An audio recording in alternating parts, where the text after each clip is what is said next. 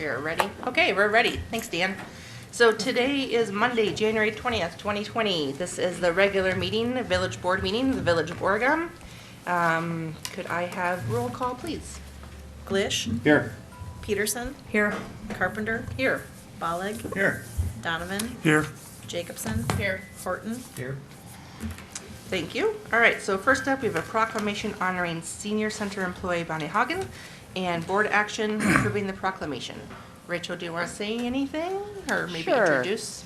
Sure, I'll make a few comments. Sure. Bonnie Haugen is retiring after a very long stretch as an employee of the Oregon Area Senior Center.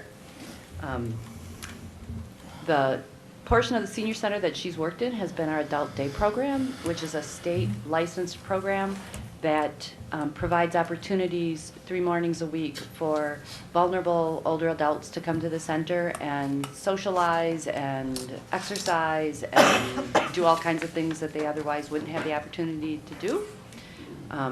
It looks like a deceptively simple job. When you come into the center, you might see Bonnie and her co-employee leading exercise class or doing crafts or baking something.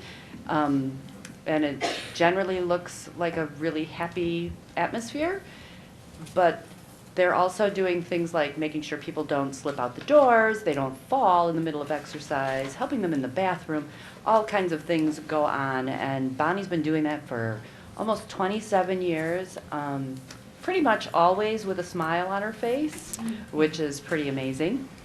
And the other thing, a couple of other things. One is we will be having an retirement open house for Bonnie on February 19th. It's a Wednesday.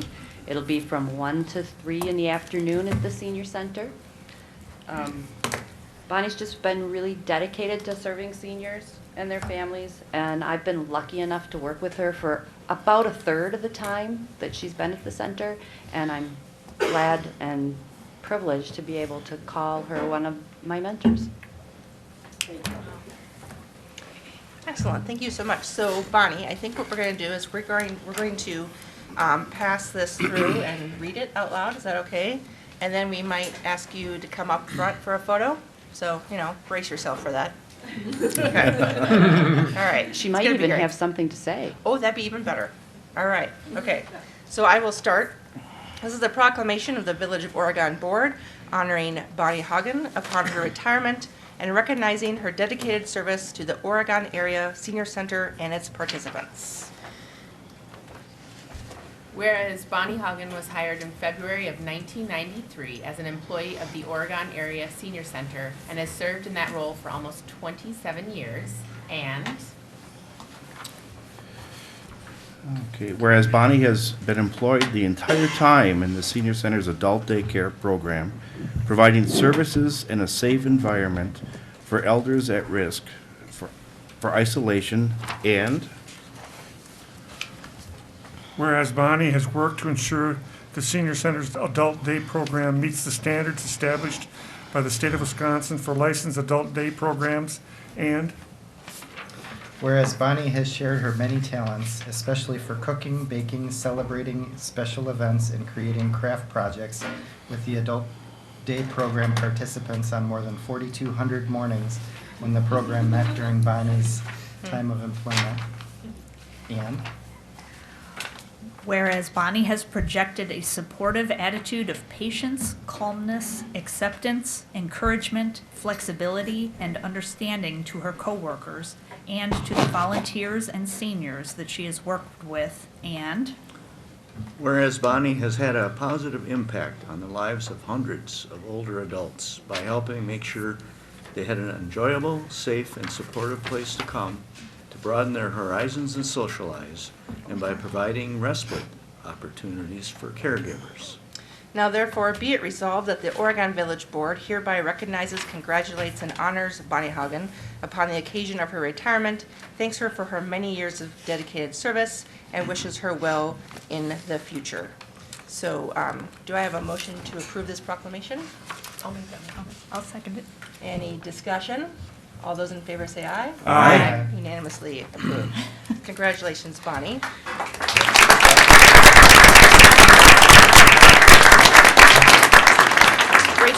Would you like to come up and present this with Bonnie and maybe have a photo? Do you have a photo?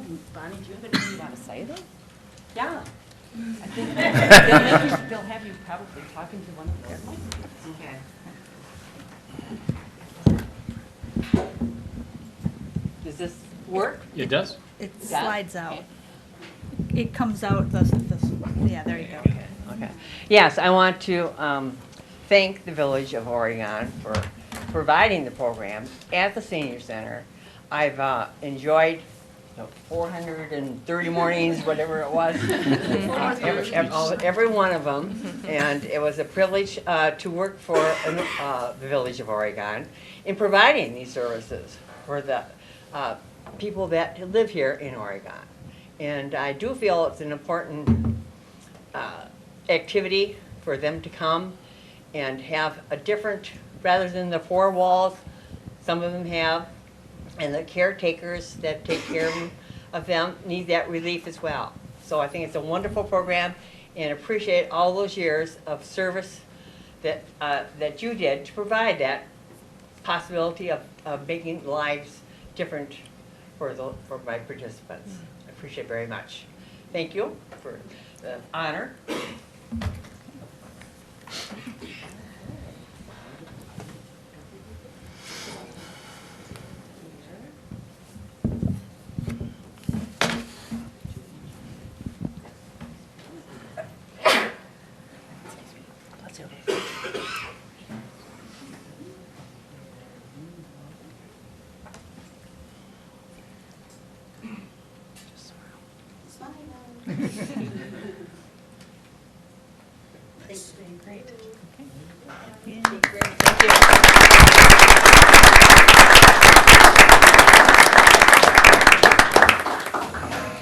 Thank you. All right, moving on to item number 4, we have a presentation of a Police Department Accreditation Award, Wisconsin Law Enforcement Accreditation Group, Treasurer Bob Rosh, and we have our Chief of Police here, and we have a lot of officers in the room. This is very exciting. So, Chief, do you want to maybe just talk a little bit before Bob does of just about the process and why this is a big deal? I think Is that Bob's okay? going to cover some of Oh, that is as Bob well. gonna cover that? Yeah, Oh. yeah. Well, when in doubt, let someone else talk, because Yeah, yeah. it looks it's more important. Go Do you right want to ahead, just come to the table, Bob? Sure. Thanks for being here tonight. Thank you for making the drive out here. You bet, thank you. I think I got a voice that will carry okay, but to introduce myself, my name is Bob Rosh. I'm retired Chief of Police, and I'm also a proud member of the governing board of the Wisconsin Law Enforcement Accreditation Group. And as kind of indicated, this is a big deal. It's a big deal for Oregon PD. I'd just like to take a couple minutes to explain why. And thank you for allowing me to come. In Wisconsin, there's over 550 law enforcement agencies and only 36 are fully accredited. One of those 36 now is the Oregon Police Department. That's pretty impressive. Basically, our process is once an agency signs up to be accredited, they take on reviewing and putting together proofs and standards and policies and procedures for their agencies. And when they think they're ready for an on-site, we have 3 trained personnel that come and basically live in the department for 3 days, looking at everything that the department does. Did the department do what they say they do? Did they do what their policy says they do? Those types of things. So they do tours, they review files, they interview people, they do ride-alongs with the officers. Obviously, the department takes pretty significant pride in this accomplishment based on the fact that they're all here to support this recognition. That's pretty awesome. So we have 242 standards, but in reality, we have a number of dimensions under each standard. So there's about 600 different things a department potentially has to prove to be in compliance with our standards.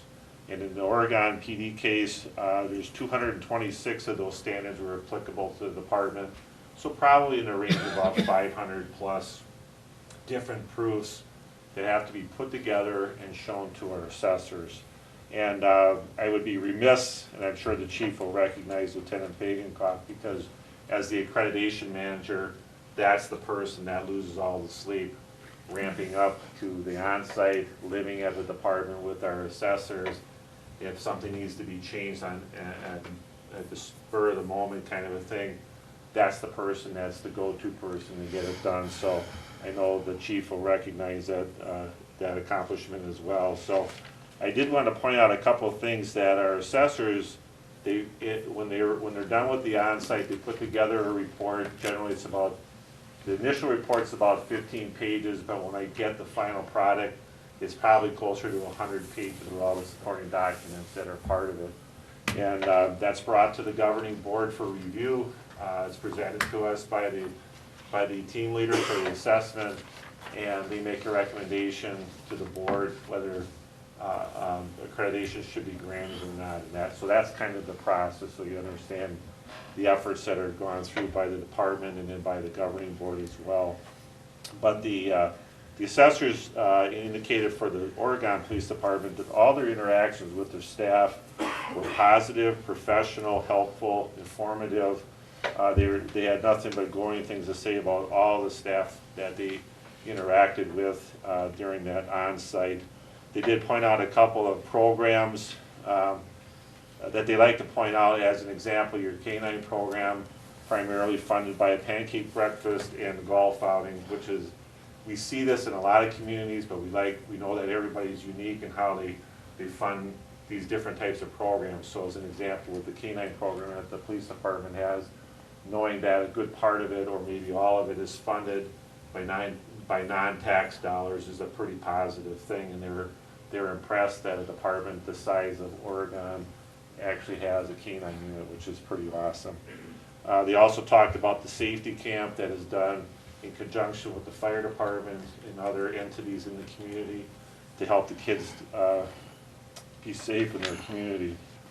One of the other things I wanted to point out, and I've known the chief before he came to Oregon, and I know that he was very involved with accreditation at his other department, and what he brought over here and what he's been able to accomplish, certainly with the help of his officers, but what he's been able to accomplish in the time that he's been here, because I know that he went through our core program, which is designed for first-time agencies or smaller agencies that can't put all the resources into a full accreditation.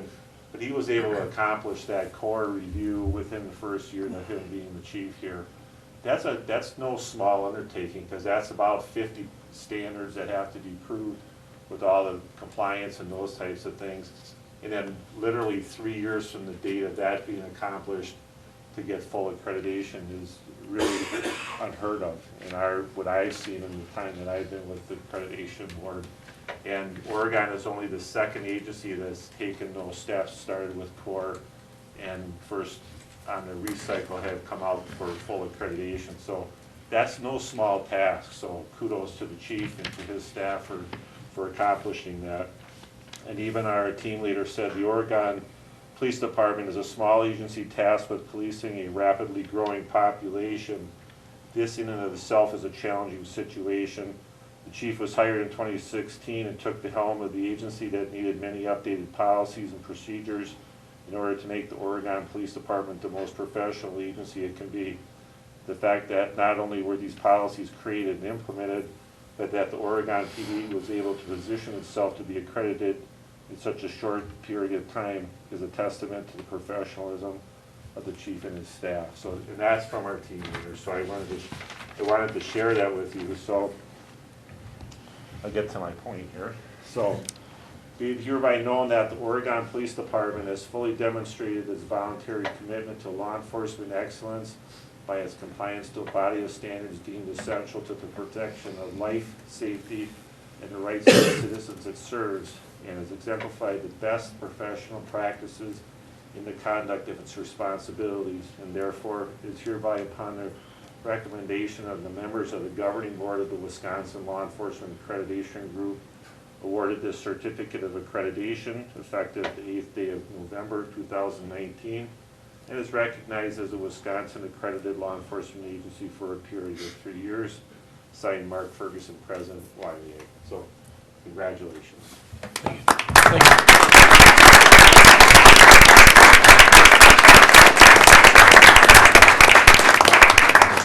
So we'll get a picture here in just a sec, Bob. Sure. But I would like to say, like Bob had said, that, this was no small undertaking. I certainly couldn't have done it myself. I want to thank my team, and that includes, obviously, Rudy and Jenny, but it also includes the sergeants and everyone who was involved, and even the officers that weren't necessarily involved with proving these things, but they are the ones out there doing the job. So we're able to make sure that we can prove the standards that they're looking for in accreditation because they're doing things the right way. And so in order to do that in 4 short years, like Bob said, I couldn't have done it without their professionalism. So I really want to thank them and the job they do, and I hope that the board and the community is really proud of that fact. So thank you. Appreciate it. Let's get a picture. Hey, Chief, before we do that, so there's so many officers here, could we just have them stand up one at a time and just say their name? Would that be okay? If they'd like to. I think that'd be absolutely. awesome. Because I'd also like to recognize, you guys aren't all here every time, and we want to recognize you. So whoever wants to start, and then just go around. I'm the old guy. I'm Officer Brian Lehman. Ted Gilbertson. Jeremy Hatfield. Alex Hale. Kyle Shuey. Alex Crotto. Lucas Whitworth. Porter April. Will Jansen. Jeff Howard. Luke Cass. Josh Holman. Kevin Gallen. Kevin Thompson. Chad Schaub. Jenny Craigtop. Cindy Niehaus. And Rudy. And support services? Yes. Yeah. Shirley Hardy. Mandy Sack. Thank you so much all for being here. Congratulations to you and to your team, and thank you, Chief, for leading a stellar team through this process. This is a big deal for Oregon. I didn't know that we're only one of 36 at 550 in the state of Wisconsin, so that's a really good thing for our community. So thank you also, Bob, for being here. So do you want to do a photo now? Yeah. Is that okay? Take a minute or two to do a photo? Yeah, photo with everybody. Yeah. Yeah. Jeff's gonna take the photo. Chief's gonna unlock his phone. Jeff's gonna run away with it. Poor Cindy.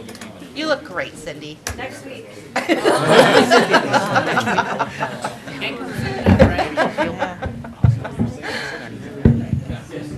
Same position. Student position. Awesome. Sounds great. Power off. This is great, I know. Such a good idea. This is cool. It's cool to see them all. Yes. Stand on the table.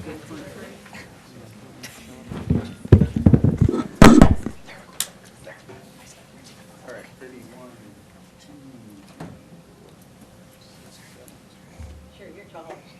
If you don't mind, I did 17 years ago at Fort Lee, so I was like. We're used to that. No Go worries. visit one of your locals. Yeah, Thank you again, everyone, for coming. We appreciate you. Thank you. See you, Cindy. Thank you. Look, Cindy. See you, Chad. We got a couple minutes, right? Okay, Adam? Yeah. You set the bar kind of high. We don't have a proclamation for you yet. All right. We gotta let- do something. Well, we're Let me trying. read this We're next trying. agenda item. Here we go. So we are under number 5, public appearance. Item A is discussion and possible action regarding Oregon Apartments LLC. This is Adam Coyle. His request for tax increment financing assistance for apartment project at 124 Rosewood Avenue. And it sounds like we have someone on the phone. That's Frank Roman, the gentleman who wrote, from Elders, who wrote the report. Excellent. All right. So you want Frank to go through the report? Would be Yeah, helpful? yes. Okay. Frank, welcome to Village Board meeting. Thank you. If you wouldn't mind to maybe go through the report you were so kind to put together for us? Okay. I will do. We've worked with the village for some time now. We've previously looked at the Jefferson Crossing Apartments a few years ago. In this instance, project is within TID number 4, which is a rehab TID. The project is situated just to the south of the Sleep Inn Hotel on the kind of the eastern end of town near the Highway 14 and the roundabouts there. It's 57 market rate units.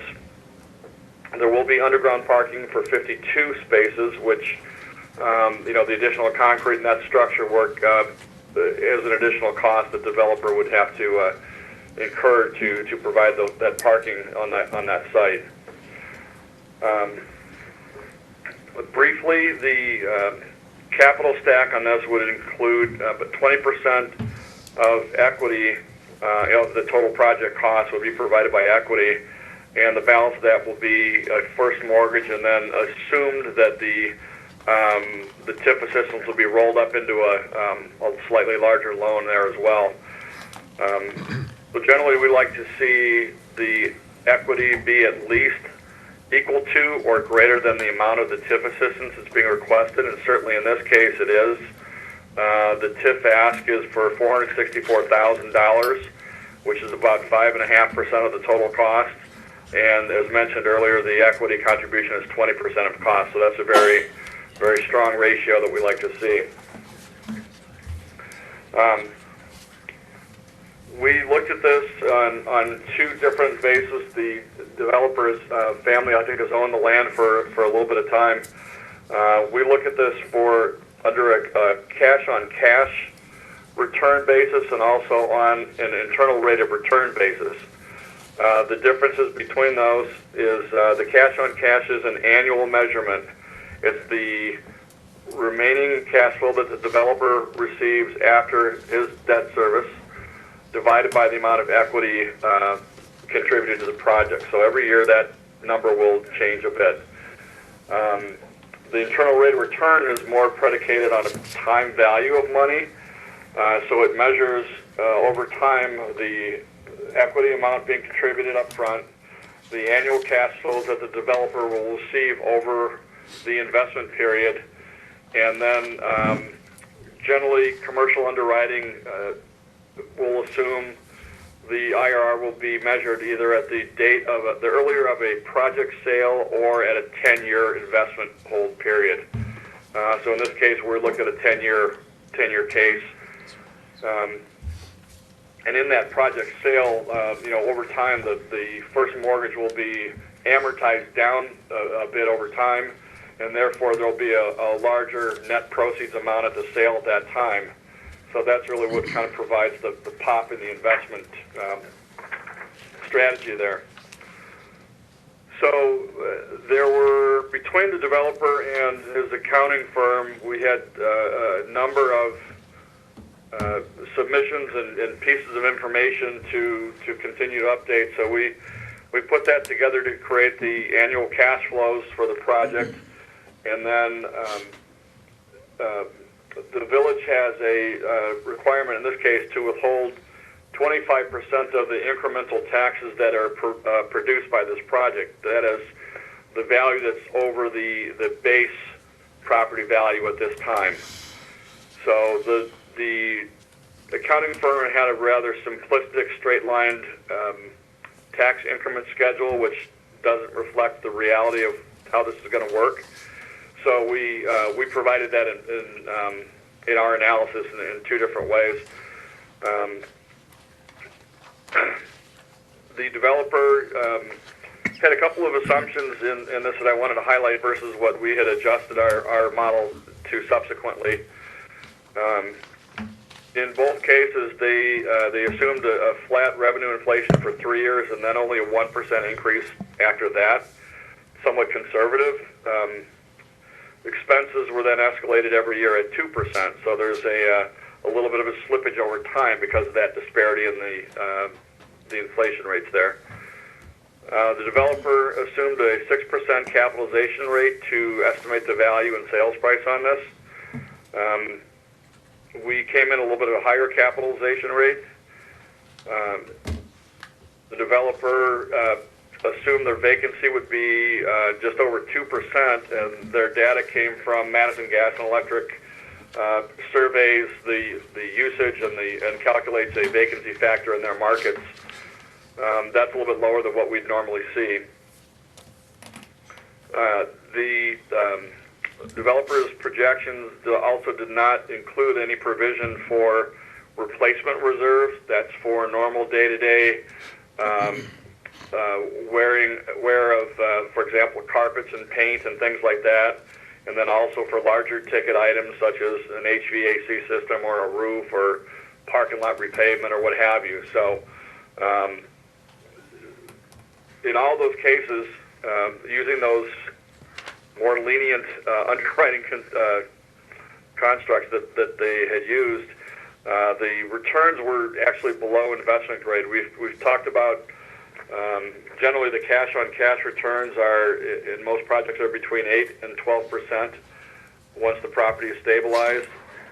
And the internal rate of return is usually, we're seeing projects getting down about 11% or so, and up to a higher level of 16 to 18%. They're tending to be a little bit lower now because construction costs have increased quite a bit, between 10 and 15% over the year over year, whereas the rental revenues that they can charge is only increasing 2 to 2.5% basically. So there's a disparity on the cost increases going up quite a bit more than what the revenues will be.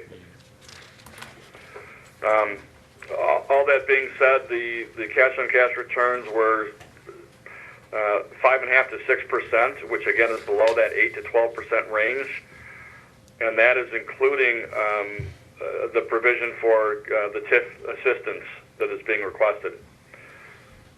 Similarly, the internal rate of return was 8.2%. Again, that's below that 10-11% threshold. So the point of this is that this is not this assistance will not unduly enrich the developer in any way.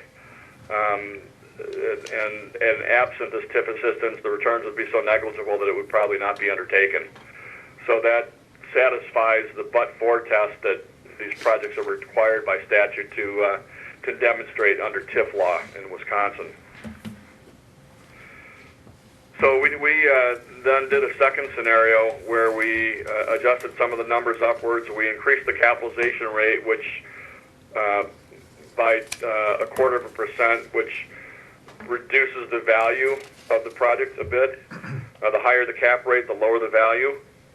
And prior to this, when this report was issued, we had not had the opportunity to speak with your assessor, who had been out of town and unavailable.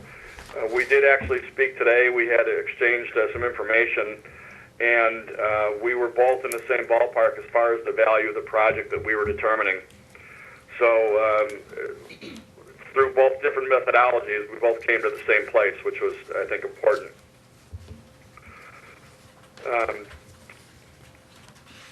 Ellers, again, added additional costs for replacement reserves at $150 a unit. We also increased the vacancy factor, which would be more in line with commercial loan underwriting, to standard 5%.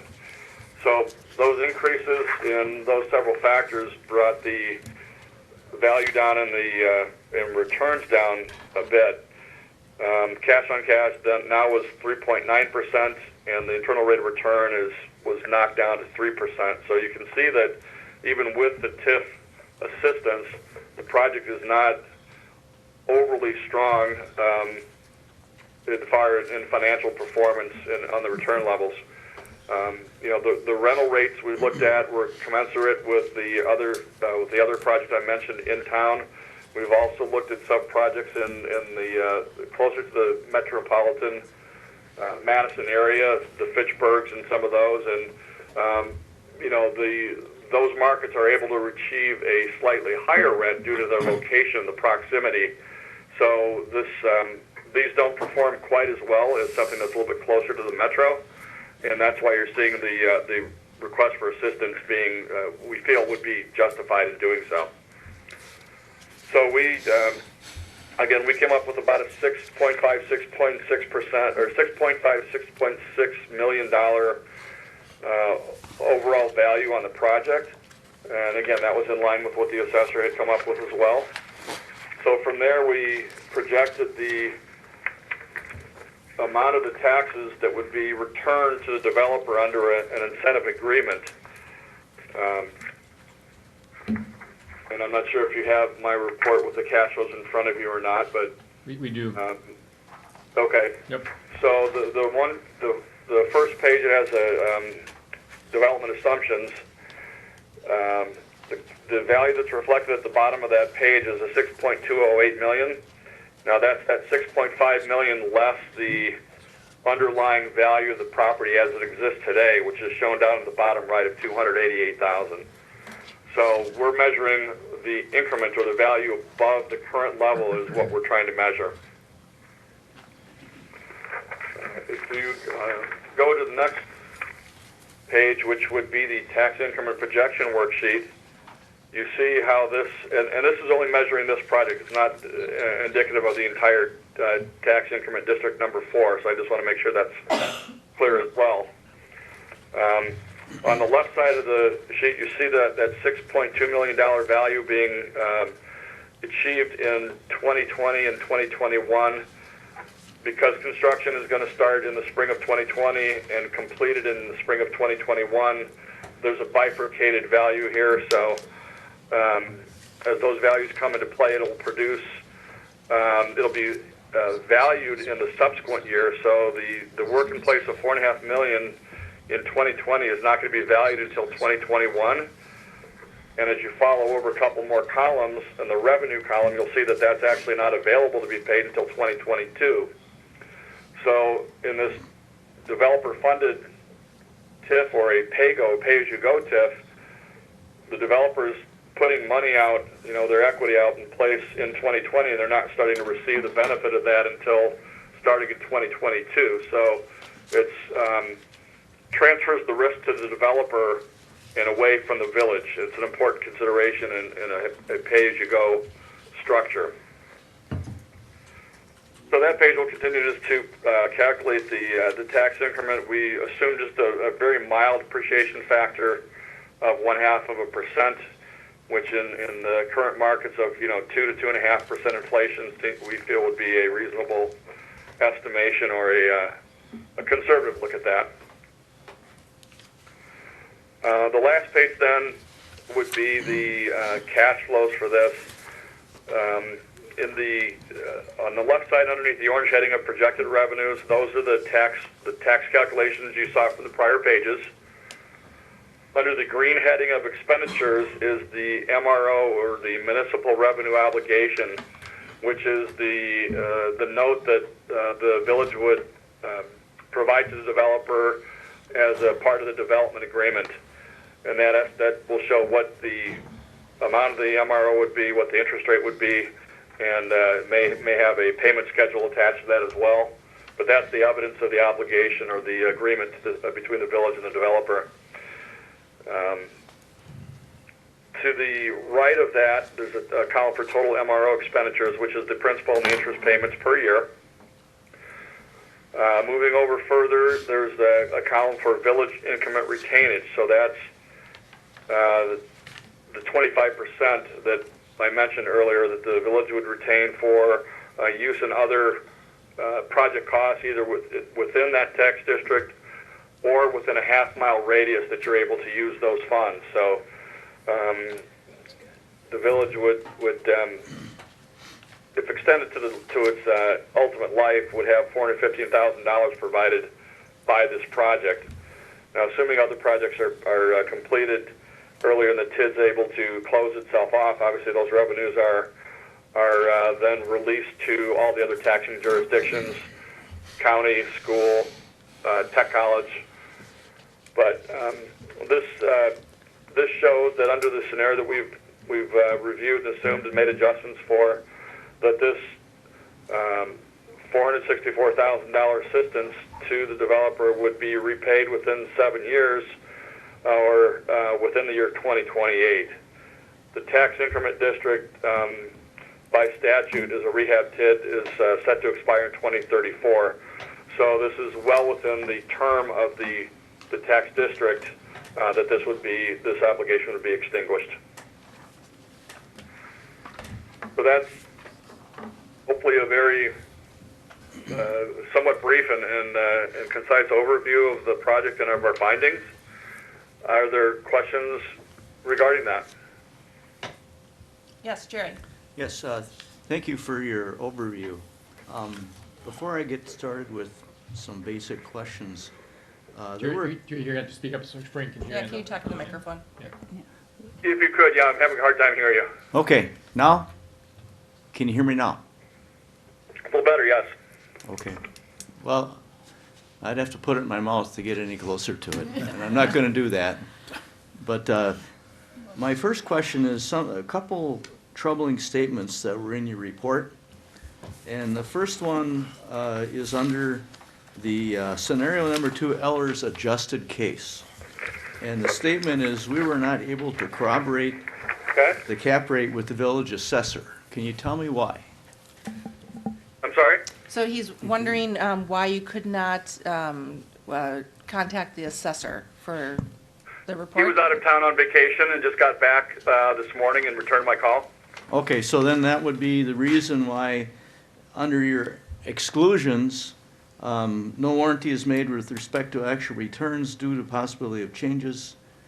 Oh, no, at the beginning of that paragraph, it says we were not able to discuss our assumptions with the village assessor, so he was just gone. And Jerry, the assessor now, according to Frank's presentation, agrees with Frank's. Okay, that was going to be the Yep. next thing I asked, Yep. so he agrees Yeah, with at the it. time this report was provided to Mike and the village, this was last week, and the assessor was still out of town. Mhm. He did get back this morning. He did return my email and my calls this morning. We did have that discussion. And as it turns out, by design, not by providence, I hope, is that we were in reached the same conclusion as far as valuation and process. Okay, thank you. Certainly. My next question is more or less for the public and the media, but basically, is this TIF going to cost the taxpayers of Oregon any money? No, that's what that's why we generally recommend that a pay-as-you-go structure is provided. You know, the alternative would be if the village was asked to issue debt and then make that assistance available to the developer up front. Right. But that really puts you almost as an equity partner with the developer. Your money's out there first. It's the village's obligation to make sure that money is repaid.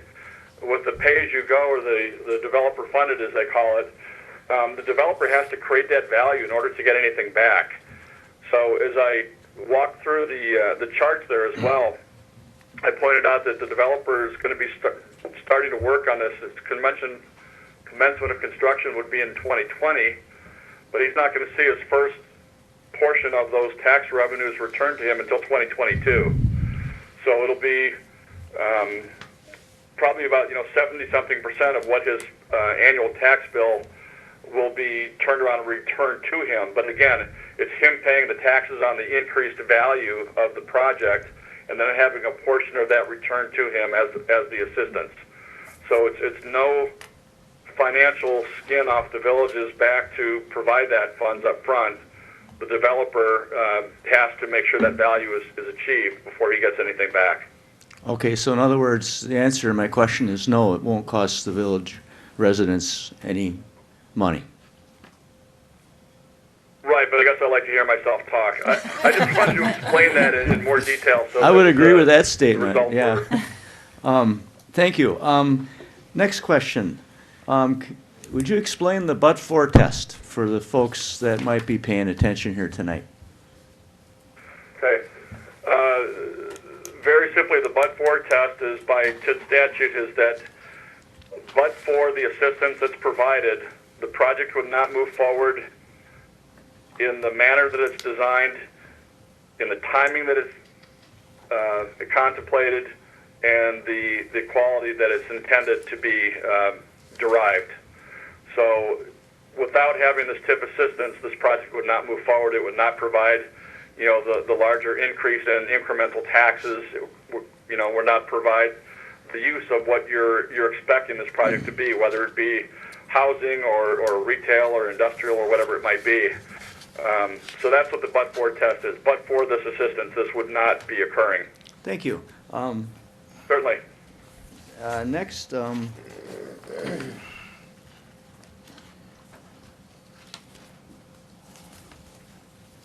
who pays your bill? The village residents or the developer? You're the developer? I'm having trouble hearing, I'm sorry. So he's asking who's paying Elders to doing this report, the developers, as well as Dorn's paying for their report as well. That always has been. Mike, I believe you've got that out to the developer, correct? Correct. That always has been the case, but these two Yeah. cases, that is true. Yeah. Okay, and that's part of the cost that I was asking about before. Yep. So, all right, thank you. Those are my questions. Certainly. All right. Amanda, you have something? So I just want to clarify what we're being asked today. There's two different scenarios here, and these are just two different ways of calculating when the TIF would be repaid based on two different sets of numbers. I mean, or it's not two different types of TIFs or anything. It's just two different ways of getting to the same conclusion that the TIF would be repaid in 7 to 8 years, that kind of a thing. I could take a crack at Sure, that. yeah. Frank, I'll give it a try, and you tell me if I get it right. So we're really evaluating the developer's request for TIF assistance for the project. They're requesting, was it $464,000 in the form of a developer-financed pay-as-you-go TIF funding. So we'd issue a municipal revenue obligation, and the principal amount of that $464,000 with interest at 4%. The report shows a couple of different ways of evaluating what the developer's return on investment would look like with that level of funding. And so as Frank described it, there was one approach he took where I think he really used the developer's analysis. And then their second approach, which they call the Ehlers adjusted case, they made some adjustments in some of the assumptions. And under either scenario, they're showing return on investment, which they believe is lower than actually what they think the market would typically want to see before investing in a project like this. So I think that's when you look at the two different ways of looking at it, it's really kind of two different sets of assumptions they made when analyzing rate of return. Does that? And then under Adams' proposal, he gets paid back 7 years. Under Ehlers' adjusted case, he gets paid back in 8 years. Okay. And the reason for that is with the Ehlers approach, the value of the project is somewhat less than what the developer's assumptions would show, so it would generate a little less tax revenue every year, take an extra year to pay it off. Does that make sense? It does. So, if we were to approve this TIF, it could happen either way based on how the market goes or whatever. Exactly. Yep. And you'd be okay with that either way? Yeah, ultimately, it wouldn't change a lot for us because it just changes the timeline. So, sorry. It just changes the timeline of when the same dollar amount would come back to us. So it gets us to the same spot. It just may be a year later. Okay. Corey, do you have a question? Yes. Frank, one of the assumptions under scenario 2 included a $150 per unit provision for replacement reserves, and then you suggest that market convention is typically $200 to $250. Why did you utilize the $150 in the analysis? This is a local initiative, a local investment by a village resident who has other properties in the market, and they're able to service these a little bit more efficiently than hiring a commercial management firm to do so. There was some credence given to that. Okay. And then I have a couple questions, probably more for staff than for Frank. I guess, first of all, where do we stand as far as our 12% cap for TIF? We're way underneath it. I mean, I don't know the exact percentage, but it's not a concern if that's what you're worried about. Yeah. You're referring to the we can't exceed 12% of our equalized value in terms Exactly, of TIF yes. funding. Does anyone know that number? I mean, we're equalized, that's Yeah, quite a billion. I think it's so far away, we haven't We're nowhere thought near about it. close. The reason why I ask is, TIF, I really want to make sure that we're careful in utilizing it the best way that we possibly can. And in general, my opinion is unless you have affordable housing included in it, I think our TIF is probably better spent, on other types of projects.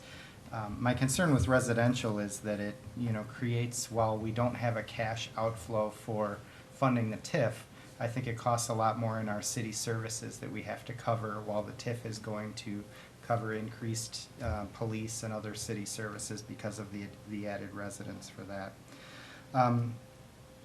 Do we know what percentage of residential we will be at in TID 4 with this project? In TID 4, it's, off the top of my head, it's mainly commercial. Okay. Retail. And was this the parcel that got rezoned that was originally commercial that then got rezoned? In TID 4. Did we do SIP? We did a GDP for the property, for the project. Is that what you're talking about, Carl? Yeah, I guess, was this originally zoned multifamily in our, I don't know off the top of my head. I'd have to Okay. look that up. all right, that's all I have. Other questions? Yes, David? Just a couple basic questions. In the original developer's proposal, we used MG&E data. This area is served by Alliant. Why did we not go with Alliant data? If you go online on MG&E's site, is where it gives you the vacancy statistics, so that's just the available statistics for the market. It's not a complete market by any means. I think they show about 80 units in their service area. So generally speaking, I think with us running a locally, we can keep it more aggressive than more filled than the rest of the market. I would expect us to be able to do that. You'll have one probably every month as a transient unit, so somebody moved out, they're not moving back in for another month. So you'll always probably have one, but I believe we can do that. And that, maybe this question's more for Frank in his, the Eilers adjusted case. I noticed one of the key variables you adjusted was the vacancy rate from around 2% to around 6%, I believe it was. What happens on a worst-case scenario? Or maybe the better question is, over the last 10 years, what was the highest vacancy rate that we saw in the, I say, Madison area or the outline area of around Madison? Do we know that?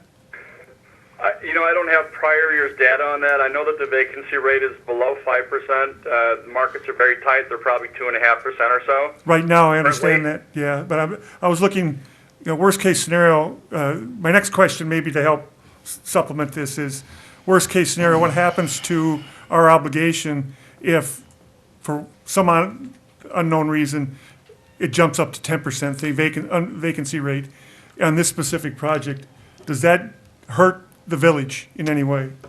No, and that's a good question. I want to go back to what I said earlier about the beauty of the pay-as-you-go structure is that the developer has to produce that value, by the revenues and expenses to, in order to have the property assessed at the proper level, receive that portion of those property taxes back as his incentive.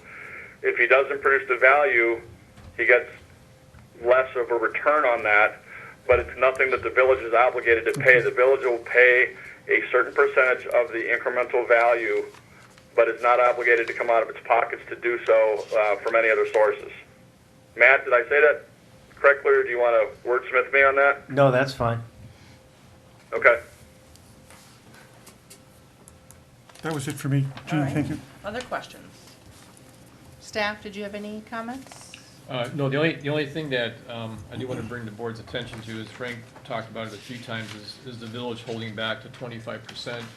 That was my direction to Frank. I hope the board agrees with that. I just feel in this TIF, which is an underperforming TIF, we need to provide some cash into the TIF.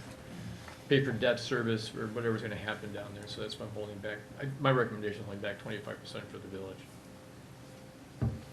Yes, Matt? I would have just a couple of additional observations. I've worked on a number of projects for multifamily housing that included TIF funding and where affordable housing was part of the mix. And my experience in those projects is, what you do with the affordable component is basically you allocate a certain number of units as affordable units, which means the rent comes down on those units, and then that just has an effect on the cash flow. And what it does is it drives up the need for TIF funding. And so if there were a desire on this or another project to build affordable into the mix, then it's really a question of, trying to fund it. And so that's just a kind of an observation in response to your concern about affordability. And I'd certainly like to see, projects that provide that opportunity as well.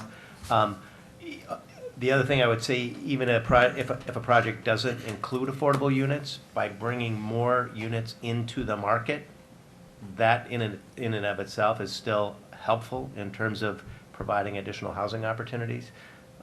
Supply and demand, so we're getting more supply here, which is at least not harmful in terms of addressing the need for housing. Thank you. Adam? Matt, if I could say something to that point. Sure, please do. There's a provision under TIF law now where when the tax increment district is slated to terminate, either by its ultimate life, or if the obligations of the TID have been paid and the village decides to close the TID early, there's a provision for extending the TID for 1 year to use those funds for workforce housing. So that at least 75% of those revenues from that last year, that extended year, can be used for housing for residents at 30% of their housing costs. It doesn't have to be used within the TID. It can be used anywhere within the village. So there is that component if you're addressing workforce housing.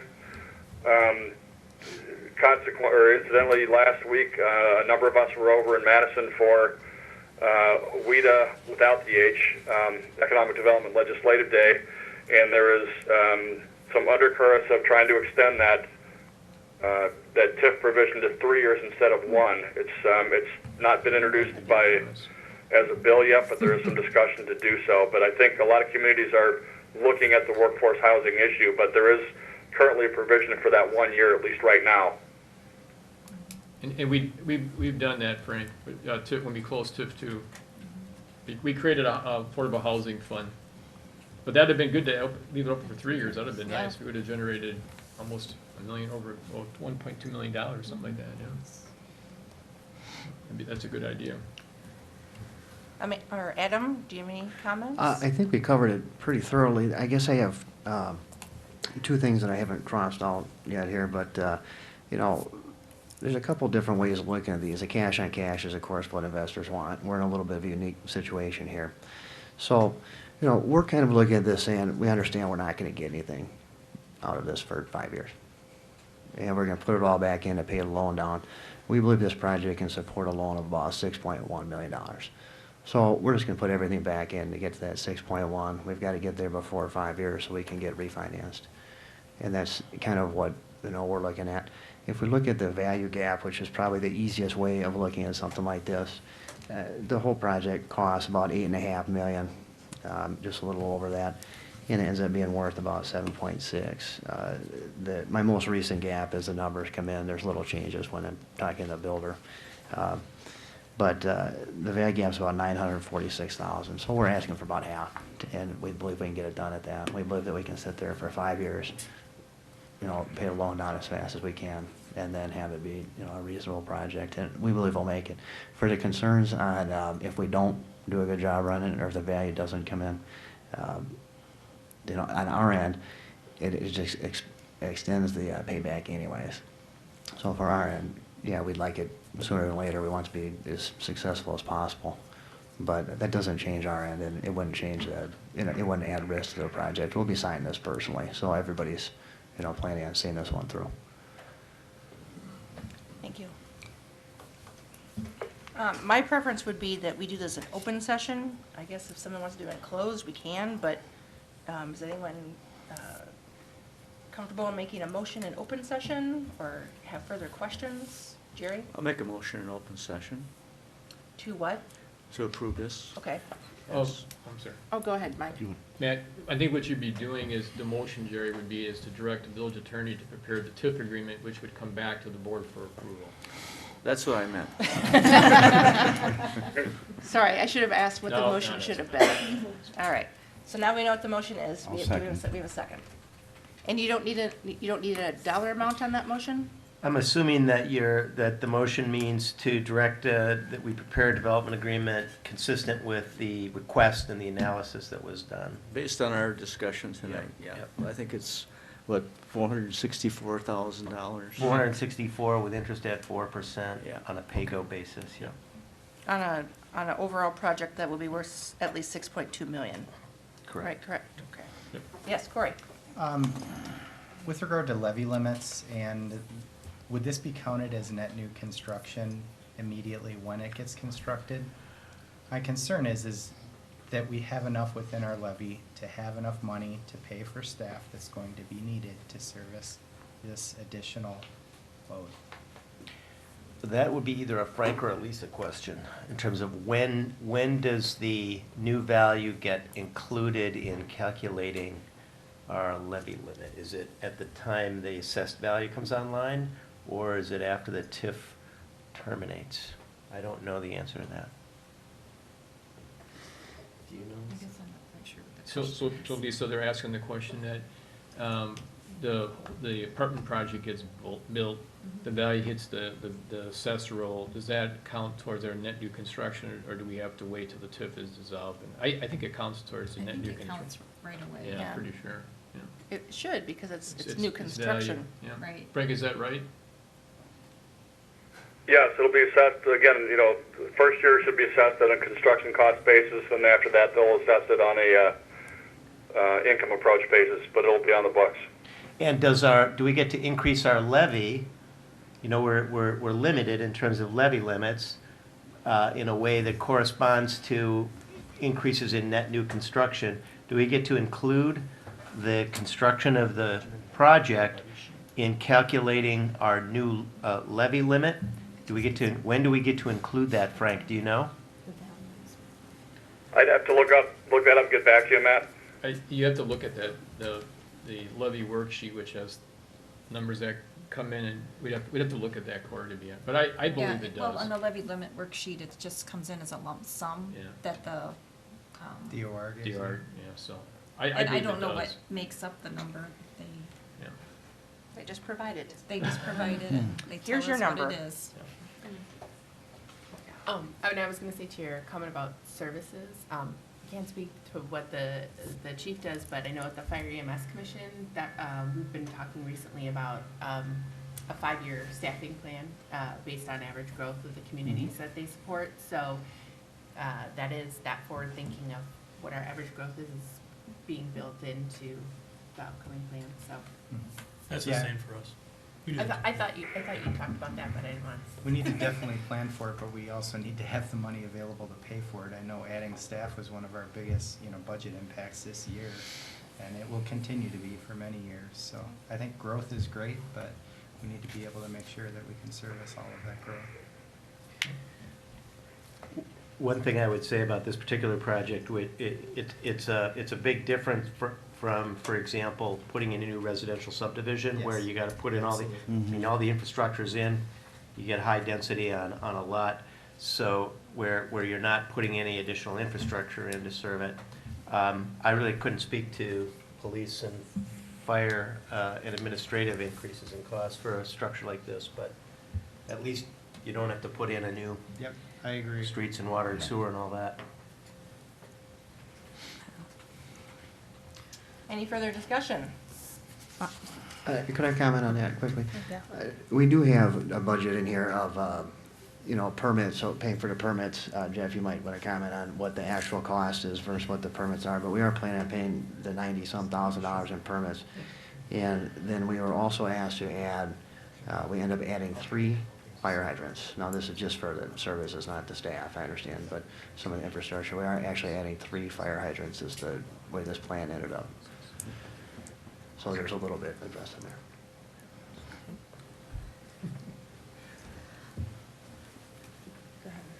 Yes, go ahead, Corey. One hopefully quick question. I know we were working on a TIF policy. Where are we at with that? And I guess would this be consistent with what we're planning on doing with that?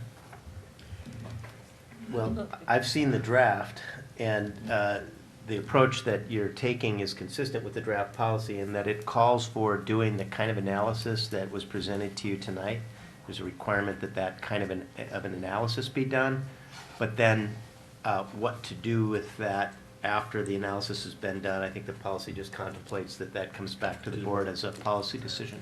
So I don't think the policy, the draft policy speaks to what the right answer is, but it speaks to process, and you have followed the process that the policy outlines. Okay, thank you. The policy, I think, is a little bit more just about having that available to the public on our website so that it's standardized process, it's information that everyone kind of knows what to expect through the process.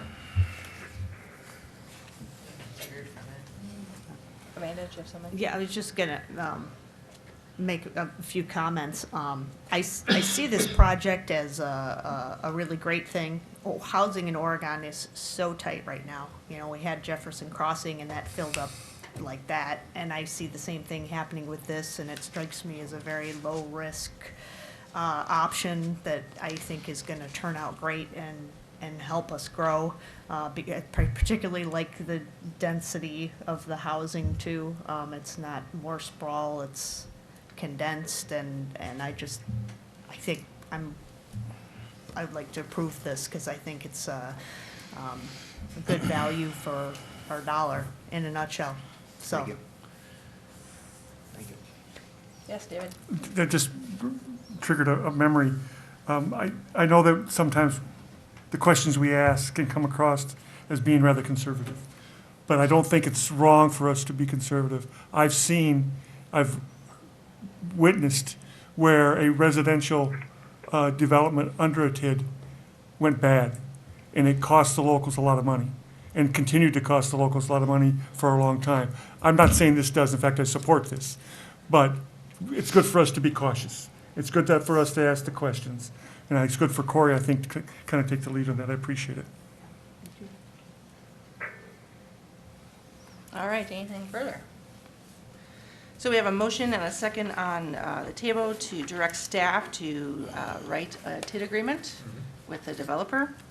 All those in favor say aye. Aye. Opposed? Motion carries. Thank you. Thank you very much. Yeah, we look Adam. forward to it. Yes, thank you. And thank you, sir, for being on the phone. We appreciate you. Thanks, Frank. Certainly, thank you. All right, so just to kind of keep audience members in the loop here, so we're going to do the village attorney, village administrator report items, and then I think we're going to go to the park items. I think we have some folks here that want to talk about that. So just so you don't give up on us and leave, that'd be cool, because it's kind of way down there in the meeting. That's okay with Corey? Okay, all right. So we will do item 6, village attorney, village administrator report. We have 2 items here. First item is discussion and possible action regarding ordinance number 20-01. This is amending section 9.26 of the Code of Ordinances. Let's see, we have a first motion to consider. The board, by a 2/3 vote of the board, may suspend the rules and waive the first and second readings at tonight's meeting. Is there a desire to do that? Does anyone want to make a motion? I'll make that motion. We have a motion and a second to suspend the rules and waive the first and second readings. All those in favor say aye. Aye. Motion carries. All right, and then we have a possible second motion. We've chosen to suspend the rules, so then we can consider adopting ordinance number 2001. Before we do that, Matt, just want to give us a quick overview of what we're doing here? Yes. So this project was prompted by a question from the police department about what deposit amounts should be used when issuing citations for alcohol-related violations. Briefly, just so that we're all on the same page with language, a deposit amount is the amount that an officer writes on a citation or a ticket. It includes a forfeiture amount plus costs and assessments that are included. And that's the deposit amount. And we looked into the question, and it came to a couple of conclusions. One, we are recommending that the village's deposit schedule, which has been actually approved recently, be tweaked somewhat to more clearly identify or state that alcohol violations would be, that the deposit amounts for alcohol violations would be those that are published by the state in the state deposit schedule. There's a deposit schedule that the state publishes that covers traffic violations, alcohol violations, and some other violations. And we didn't think that was clearly stated in the deposit schedule, so we have prepared a revised deposit schedule where we think we say that more clearly. Second, we also came to the conclusion that our ordinances did not clearly identify what forfeiture amounts should apply to underage alcohol citations. And so we have prepared an ordinance for you to consider, in which we have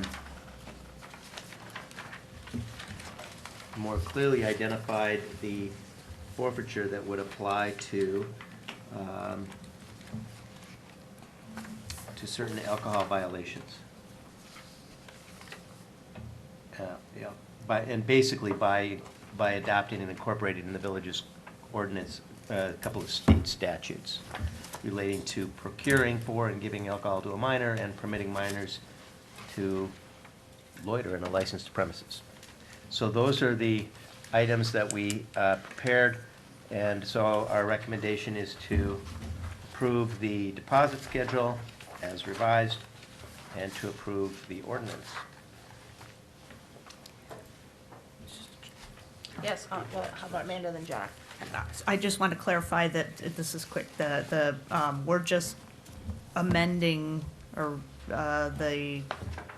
we're taking the state statutes just for the underlined, Yep. Just the giving alcohol to a minor, or permitting minors to loiter in licensed premises. Those are the two that are the main changes. Those are the two that are being added. They're being added. Yep. Okay. The ordinances already include the other ones, but we're adding those to the Okay. list. Got it. You have something? Oh, well, I was gonna, make the motion. Oh, please do. Because I think, Yeah. you wanna speak to it? Oh, yes. Just one thing. I just want to make sure that the community is aware that although the police department wanted some clarification on some of these items and make sure that we had everything covered, just to let them know, because I know this comes up a lot in the community, we had nothing to do with setting the bond amounts. We just, went on the recommendation from other members and the municipal court judge, that type of thing.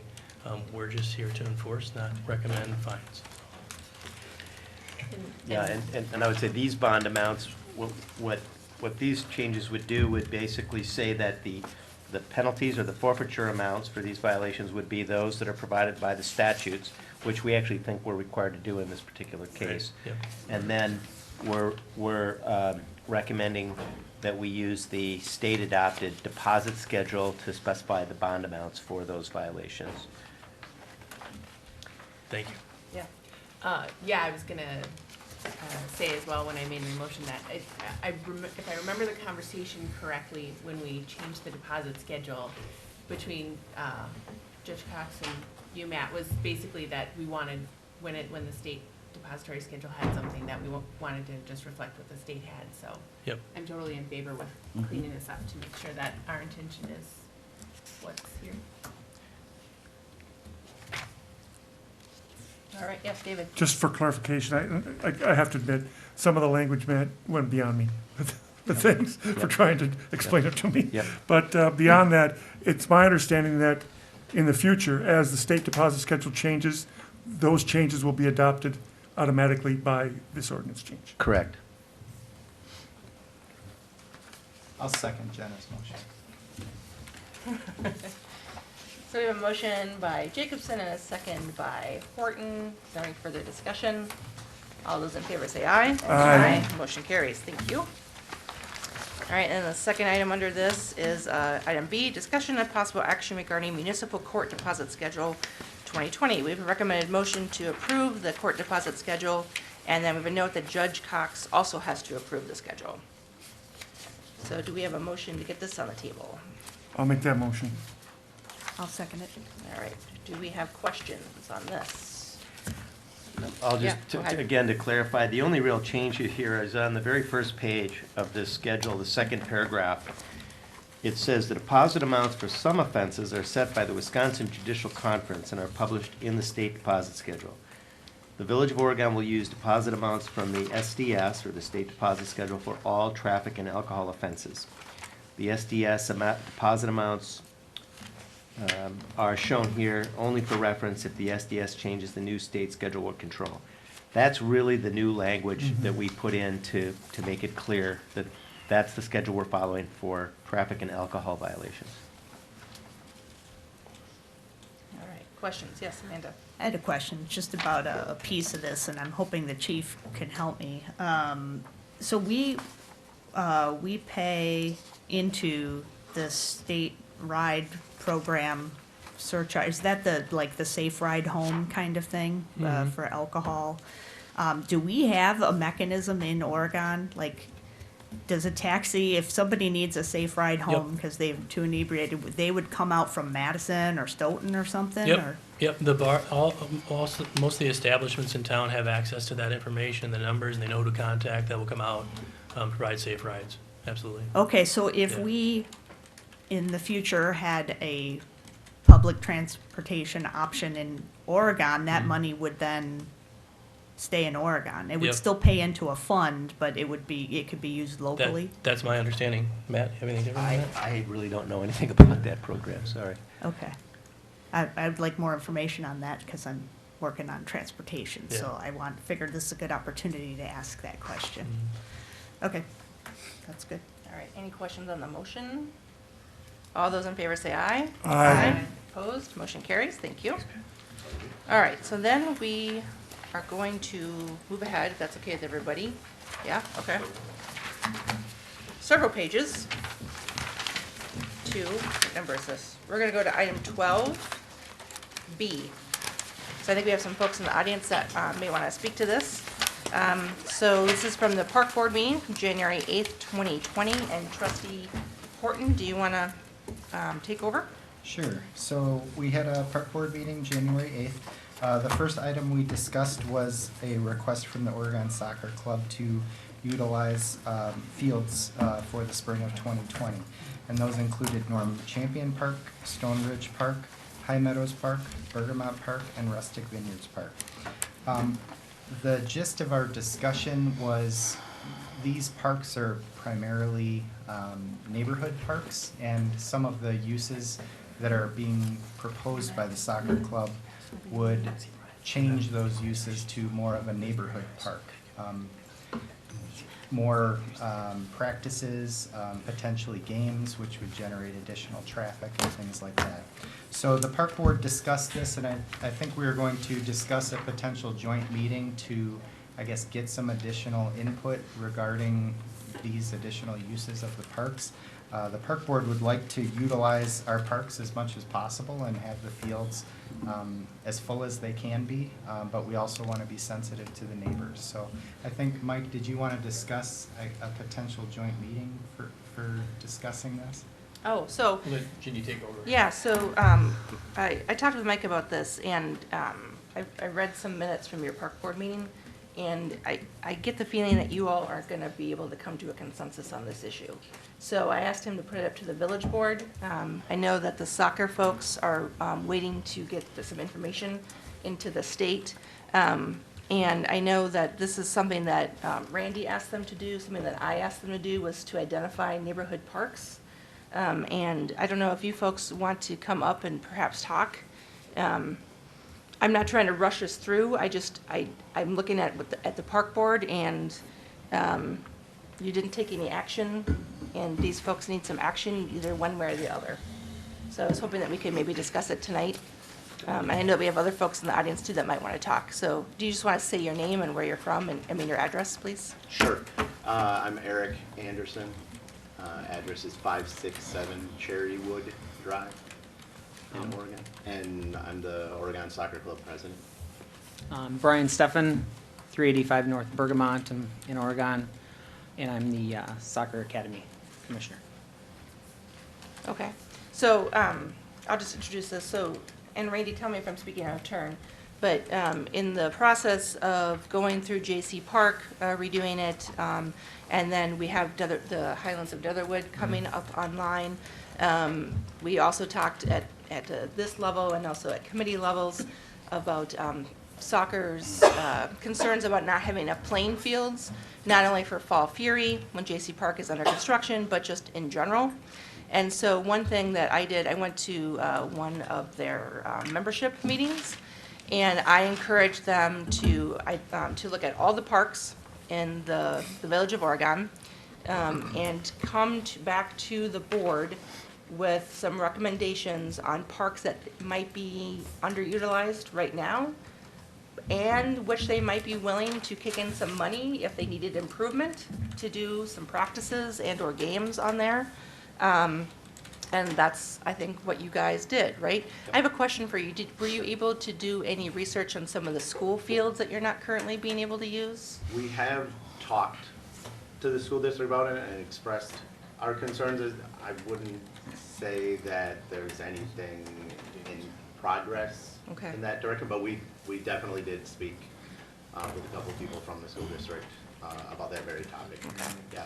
Yeah, one of my concerns was that the village is taking the sort of the hit on playing fields for all sports organizations in the village, and there's a lot of school fields that you had a great spreadsheet at that meeting that can't be utilized because of drainage issues.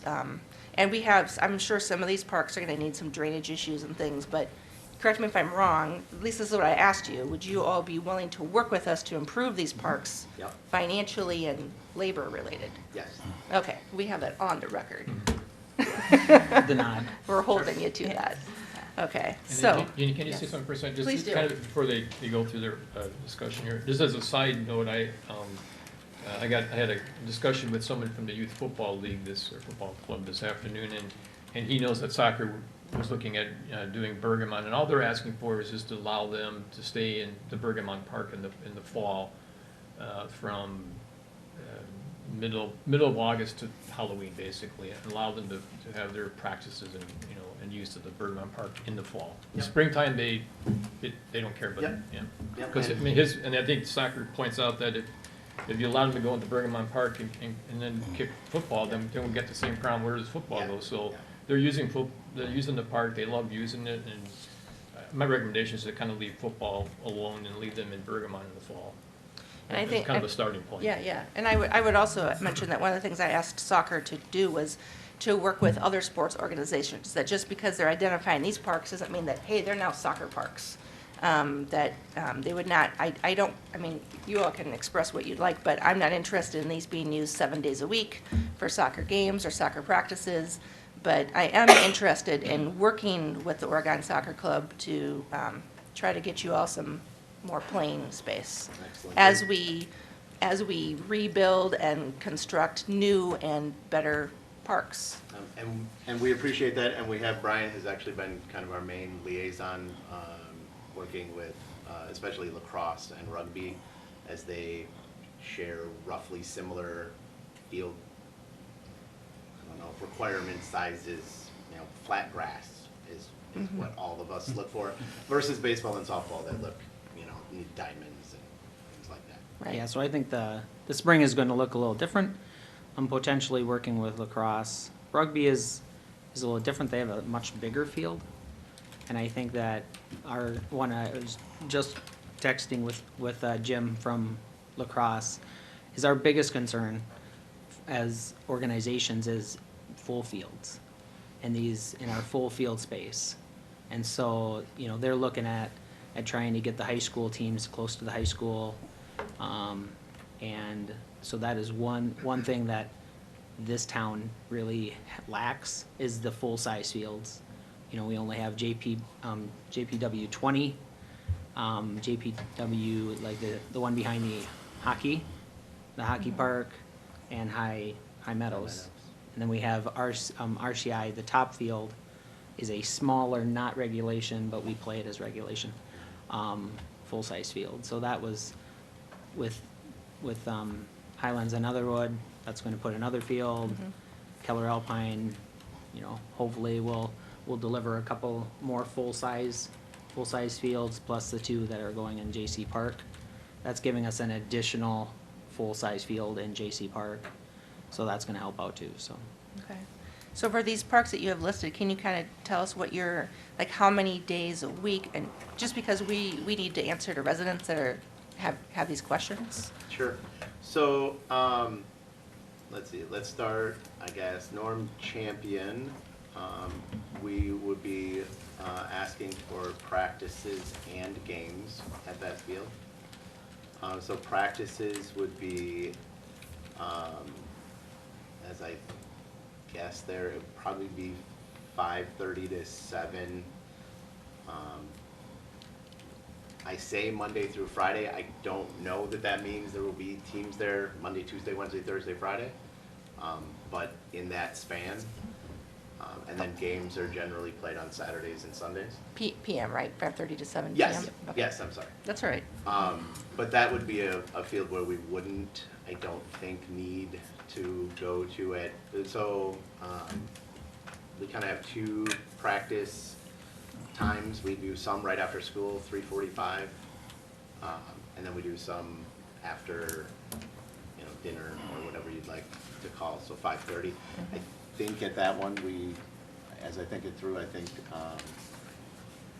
we can just do 5:30 and later, or maybe 5 o'clock and later, depending on. We tried to, you know, we have a lot of volunteer coaches, and we have to work with what works for them. So sometimes, you know, they want to do 5 o'clock, sometimes they want to do 5:30, sometimes they want to do 6, whatever. You know, we try to be flexible for them to help them out. So at Champion, that's our thought there. Bergamot, the plan right now would be practices only, so that would be Monday through Friday. Again, you know, 5-ish and later. No weekends would be the, you know, no weekend stuff. And you'd work with football? Yeah, Okay. and it is we did mention it in our breakdown. That's Okay. certainly Otherwise, one that football we're- is here at the next meeting. Yeah, yeah. That's, Yeah, yeah, okay, cool. So, yeah, that's one. I mean, the thing is all of us have kids who play every day. I mean, I've taken my kids to football practice at Bergamot and t-ball practice at the middle school and wherever, right? So we're all used to having kids all over the place practicing. So Bergamot would be practices only. Stone Ridge would be practices only, so no weekend. Same time frame as Bergamot, we'd be looking at 5-ish and later. How late in the evening would they go? Our last practices generally won't end later than 7 or 7. I don't think we have any. Yeah, might actually go, well, we're gonna change that a little bit. Maybe 7:15. Okay. We are trying to make a little change to help some travel things. And then the other one, Rustic Vineyard, we had received permission, and with the blessing of youth softball, who came with us to the park board to, as we made our request. We have been practicing there, and that was last spring and again in the fall we did. The agreement there was only weeknight practices and no weekend games, no weekend. We would like to ask permission to change that and be allowed to play games there on the weekend. So those would be, I think, the 4 changes that we'd be looking at. You have High Meadows on here too. I did mention Stone Ridge. High Meadows, a few years ago, we had 2 fields at High Meadows. We had a large field, a full-size field, which we still use quite a bit for our older teams, and we tucked a little smaller field in the back of it. There was a neighbor of the park who did not like that, Oh, and yeah. I see you have that on your Yeah. spreadsheet that, yeah. okay. So that went through the park board, and the policy or something, I don't, is it a policy? Like, I don't even know what it is. But you can only reserve one field or the other. Okay. Like, you could never have the That's, two. that's what, I think that's what Jeff said. That's what it is. I think you're right. You can never have both fields reserved. So we just stopped making the little field, so we just moved. Actually, the goals went to Rustic Vineyard. You're right. Yep. That was a move That's right. to Rustic Vineyard. So we did feel like we should just ask about that again. I think also having the potential of both of them being reservable at the same time, because they're separate green space. And so it's tucked back in there off of the U13 field. So it's usable green space that we can take time off of others. And maybe even potentially like Stone Ridge, being less at Stone Ridge, which is tucked away back there. But just trying to look at different options, opening that field back up. Yeah, so I think just in general, the request to go look at these other parks opened our eyes to some of the places. And I think probably before that, we wouldn't have gone venturing into the parks and even come and asked. I mean, it was pretty clear to us that, you know, the differentiation between neighborhood park and community park. But when we walked some of these fields, we said, well, this would help, you know, if this is something we're looking to do when J.C. Park is under construction, and if we did this, played some of these fields now, you know, it would reduce overcrowding on some of the fields currently that we have. So a lot of times, especially in the spring, green space is at a premium in Oregon in the spring because of all the kids who play lacrosse and rugby and, you know, all the high school games that go along, be it high school or club, along with soccer. In the fall, it's not quite as much of a crunch. And so what we end up doing is taking multiple teams and have them on the field at the same time. So instead of having 10 kids playing on a field, we would have 20. Which, you know, again, we use what we can get. And as we thought that through, the other thing is, having use of these fields now, because I'm imagining someone's going to say, well, J.C. Park's not under construction, why do you want to do these now?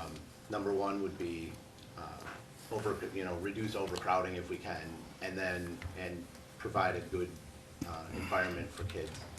And then number two would be to avoid overuse of some of these fields, because honestly, in the spring, like I said, space is at a premium, and what we end up doing is playing game after game after game on the same grass field all day Saturday and all day Sunday, and by Sunday at 5 o'clock, you know, if we had a little bit of rain or something, I mean, it does not look, you know, it's like a bog. So I think this would be able to give us a little bit of you know, a way to avoid that overuse of the fields. I mean, that's always one of our big concerns with grass fields is overuse. So, Randy, do you have a So, question? so Eric and Yes. Brian, do you guys have a couple backups? Do you have this list? You got a couple backups? Out of this list?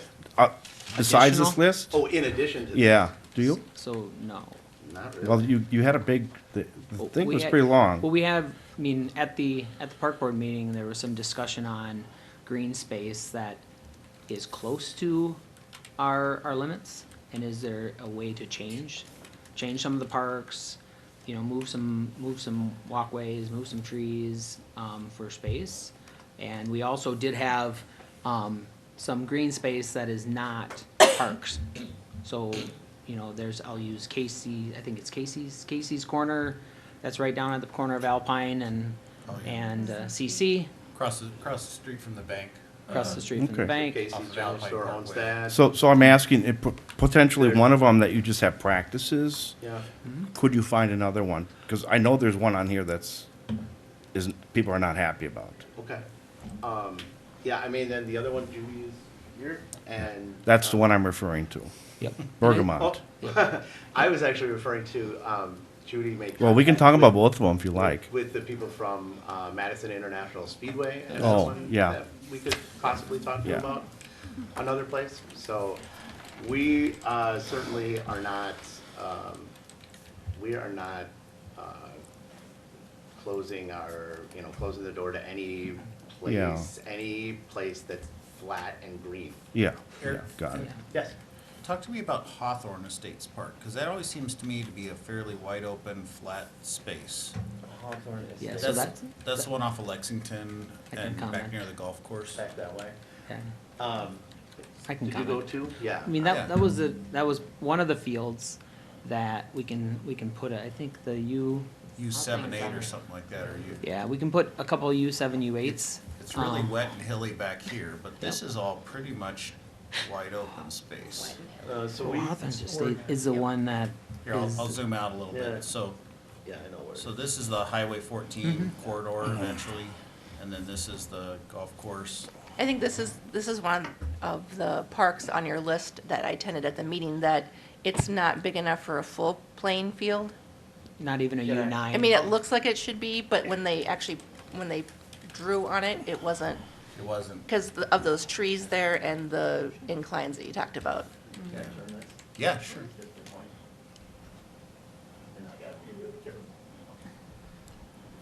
Yeah, so I went out here, this is one of the fields I went to. Okay, we had someone stand here, Mm-hmm.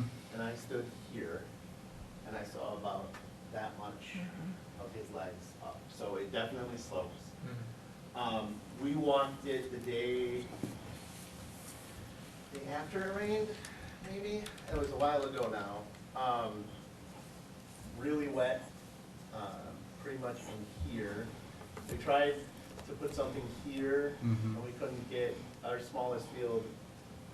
So when we say U7, U8 fields, these are little portable goals that we pack up and you can put in your car or in a shed. That's what we keep in our sheds. Once you get to U9, that's when you're talking about the goal, the big goals that you see that are staked into the ground. So we tried to put one here, didn't work. We tried to put one here. Also, we were a little concerned, this is really cooked, this house, like they maybe had something in their yard here, and we were quite concerned if we were going this way, we were gonna go like right into this house. So, The other part, Jeff, we talked about at the partner meeting was Windcrest. What's nice about Windcrest, and I know the concern is that there's things in the way, but there's a long block without any yeah. homes on it for parking. There's a couple of these parks here that are gonna be a challenge for parking in the neighborhood, but, Yep. Windcrest, you've got thank you, Jeff.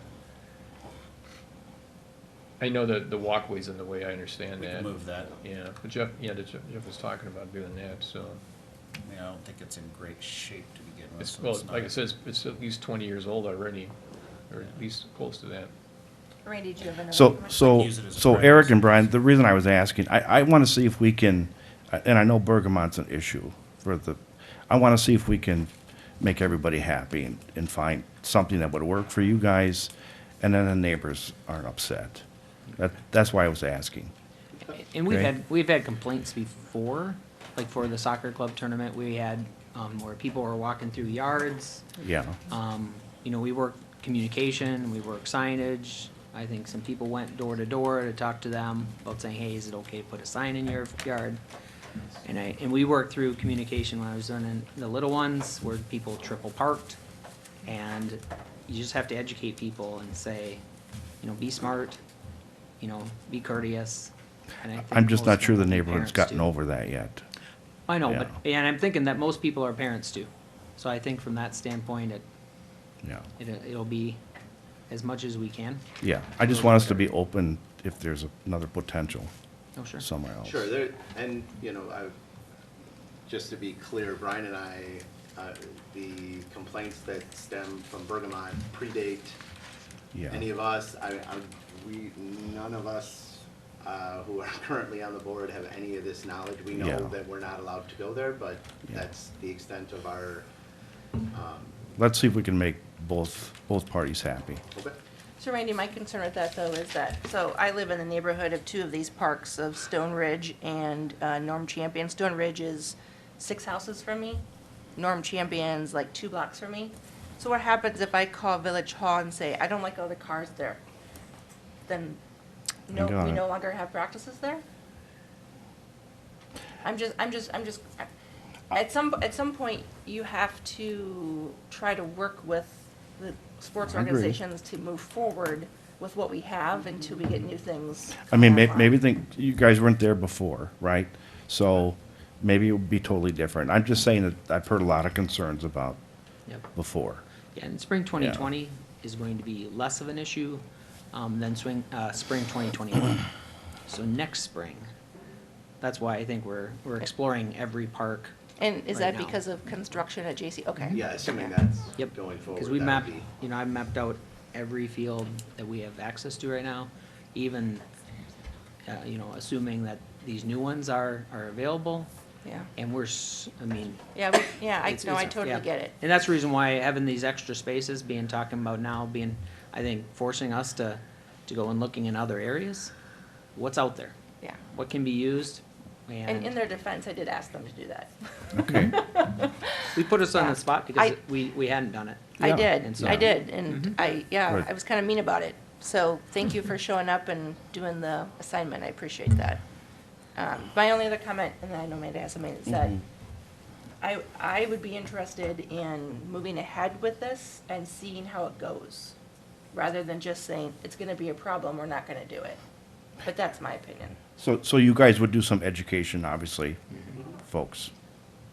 Yep. So we don't have Yep, the I see you, same Judy. problem. Yeah, so in the past, like when we offered, or when we came, or when we went to the park board to ask to use Rustic Vineyard, the initial agreement that we had was that we would only have parking on one side of the street. We ended up contacting the police department and they recommended not doing that, so we didn't do it, but like if that's something we want to talk about, I know Judy mentioned parking on prairie grass instead of. It's is it prairie Bergamot? grass is on the east side and Yeah. Bergamot's on the west You know, side. perhaps that's, you know, something we can agree to and educate our families to, hey, we have access to this, but we need you to park Yeah. on prairie grass. Yeah. Something like that. That I would be think good. even drop-off was talked about being right near that electrical box up on the top, you know, so it doesn't get all backed up. So that's something else. Were that we there can look at. regular games there last time too? I Or is it just practice? Always been I practice? don't even. Okay. Was it good? Judy says games. Okay, so this time we just practice. Yeah, this time it would be just Mhm. practice. Amanda, did you have something? Yeah, so 2 things. One, I'd like to see the village take a proactive approach on this. I know we have records of who the people were that objected in the past, and maybe we could reach out to those individuals and say, you know, here's the problem we have. You know, the village board is going to let soccer club use these fields again, but we want to let you know that we took your concerns into account. and here's what soccer has agreed to do to alleviate those concerns and try to prevent the problems in the past. That would make it seem like, yeah, if we're letting them use it again, then we're being proactive and we're letting them know that their concerns were heard, and we're gonna try this again and see what happens. So that would be my comment on that. And the other question is, what's the timeline for the Highlands of Netherwood Park that's going in there? When do we anticipate? It's gonna go out to bid this winter and get built, but the big determination will be if the field gets seeded or sodded, would be when it can be used. Okay. Are we looking at 21 though? Or we don't know. We would love to see being planted, but it might be late fall. Yeah. And so there won't be any playing on it spring and early summer at the earliest. Okay. At the earliest, it would be fall of 2021. Okay. That's pretty aggressive. Okay. Even sod needs some time to. Yeah. To root and Yeah. load and. It's gonna take a year to construct. It's not designed yet. Yeah, Corey? Couple things, I guess, like I mentioned, I wanna see our parks get used as much as possible, but I also don't think that we have everyone in the room right now. I think there's other sports that if they had all the fields opened up, they might say, I wanna use a few of those fields too. So I'm a little bit hesitant to just say, sure, go and use everything when, maybe somebody else has some needs that could be met by this too. The second point I wanted to make was, are the use of these fields going to change what we need to do as far as maintenance and mowing and expectations with regard to staff for caring for those fields? Yeah, and kind of in one of the emails that I have in the packet there, that's in the packet there, we've been mowing these parks really well for a very long time period, and my feeling is we wouldn't be changing anything, especially if they're gonna be used more, because I think they've kind of been underutilized. Soccer has, said in the past that, they will do extra mowing as they see fit and that type of stuff, but right now, we're mowing a lot of these parks almost on a weekly basis. So we wouldn't be changing anything, especially if they're getting use. That gives us more reason to keep them at a better level. Would you guys be mowing like you do now? Yeah. Yeah, I think so. I mean, it would, and we brought this up, I mean, it does, we don't really have a trailer to haul it. We have a mower, and typically High Meadow and J.C. Park is pretty much where we go. So this would pose that question, do we need to get a trailer so that our mowers can go to wherever, they need to go? Yeah, I think that the park, Go ahead. the practice field only might not need to be taken down to a competitive level, so it might not need the extra mowing, but any game field would have to have, Norm Champion would have to have the mower go to it, so. Jenna, and then I think Judy wants to talk, so you go first. Can you drive the lawnmower on the road, chief? To get it from place to place? I think you know the answer to that already. Just double checking.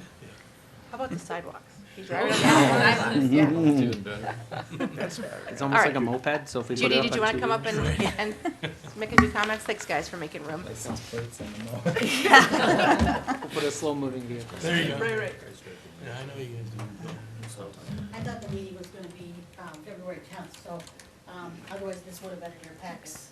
I just want to show you what happened some time ago, and if this wouldn't have happened, I would have sold my house. I kept my house because I knew the parks weren't going to be.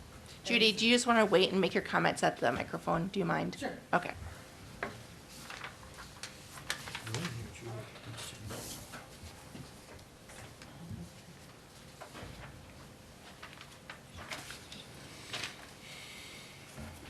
Okay, I'm sorry, do you want to start again, what you're saying? Yeah, if you want to, this came from Slavny, Vanderwald, and we had dealt with this some time ago. And I would have sold my house if this wouldn't have been out there. And if you read the second paragraph, it does say, Finally, I wish to stress that the good planning practices indicate that an appropriate response to shortage of fields is not for such facilities. So that came from, so I didn't sell my house at that time, because I thought, okay, we're gonna have a park, we have football there, it's wonderful. But why should am I gonna sell my house then? You know, what's gonna go on? I mean, am I gonna have to sit there for 5 nights a week and listen to all the cars come around? You know, I'm okay with 3, and the weekends and stuff like that, it's not even, and, you know, we want the kids to play in the park. It's the traffic. The traffic is absolutely horrendous. And if anybody goes down Bergamot Boulevard, they know the cars are moving. And for safety of the kids, I got pictures from the last time, if anybody wants to see them. People park, double park, leave their car, take their kids to the thing, and just stay there. And then our corner, they do the little U-turn and go right back out. And that's terrible for that. But that's, you know, that's something that, I would have sold my house 10 years ago. I'm in the neighborhood park. And Slavny has it right here. So what am I gonna say, you know? I don't care if football's there, I don't care. You know, it's fine, but it should be the little kids. It shouldn't be all these cars coming into our park. You know, it's just like, we wanna make it work. How about all the kids in different villages and towns? We have Stoughton, we have Town of Oregon, we have all these. Why does Oregon have to take the brunt of it?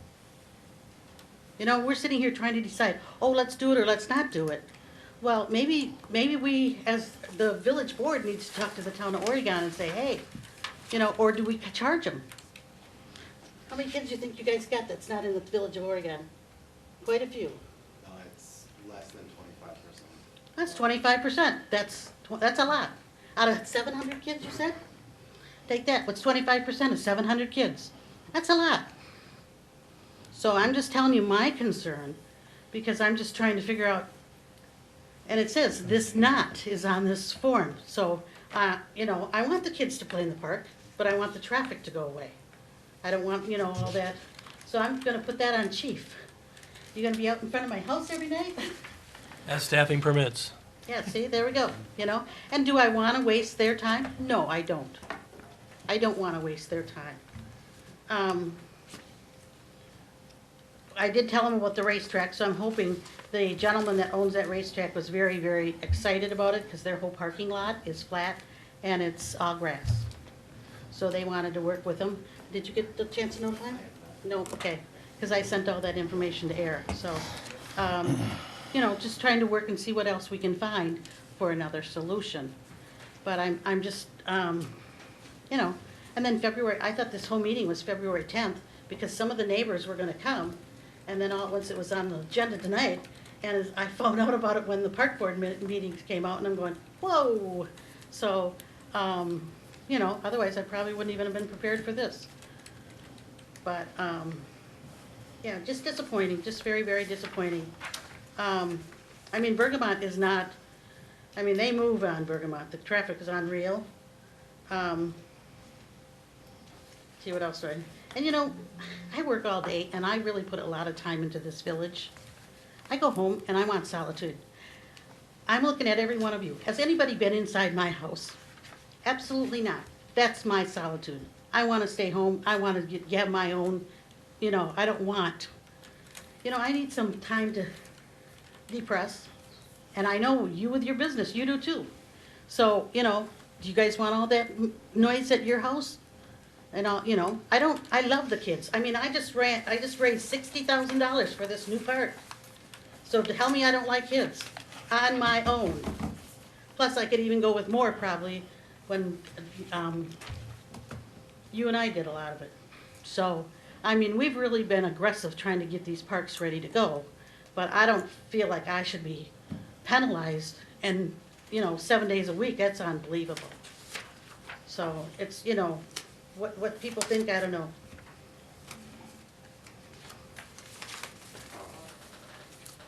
Am I missing anything? So, anyway, that's my 2 cents, and, you know, it's right here. Otherwise, I would have sold my house 10 years ago. I would have sold it. I'd have been gone. Thank you. Oh, I was- Oh, sorry, hang on, Judy. Judy, Randy- so Randy's got a what's the question, difference so- between the soccer and the football? You said you don't really have any issue with the football. Football is little kids. The parents are they park over on Prairie View, because they Okay. don't like Bergamot any more than anybody else does. It's Prairie View, right? No. Prairie Prairie Grass. Grass. Prairie Grass. Yeah, Prairie Grass. And there's only like, how many, Mike walks by there all the time. Actually, when I see him, or most, I was actually talking to the guy from the football club, and they actually asked the parents to park on the one side of the street. That's why when you walk by, or you can see from your house, that's why all the trucks are parked on the east side of Bergamot Boulevard. Yeah, they asked their parents to do that. And they do. And, then some of them park over on Prairie Grass. So, I mean, and they're very cordial. I mean, we love watching the kids. Dave and I watch out the window. Sometimes we'll go over there and watch the kids. We have no problem with that. It's just the traffic. The traffic is horrendous there. So Judy, do you see, is there any way you think this could work at Bergamot? The soccer? I think three nights a week, and park where the other ones park. But I don't, I mean, I like to go home, and I like to be, this is my castle, and I like to go home. Okay, thank you. Yeah, Corey. Judy, I live right next to that park as well.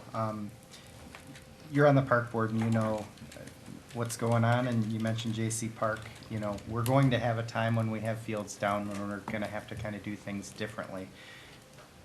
How do you feel about, the temporary use of Bergamot for, kind of meeting this need while we're in this transition period? Well, at the park board, soccer said they wanted it starting this spring. We're not breaking ground this spring. So is that when it's under construction? No. So am I giving it up right then and there without fighting for it? What about during construction then? How many nights a week? What are we talking? I'm asking you what would be acceptable. 3 nights a week.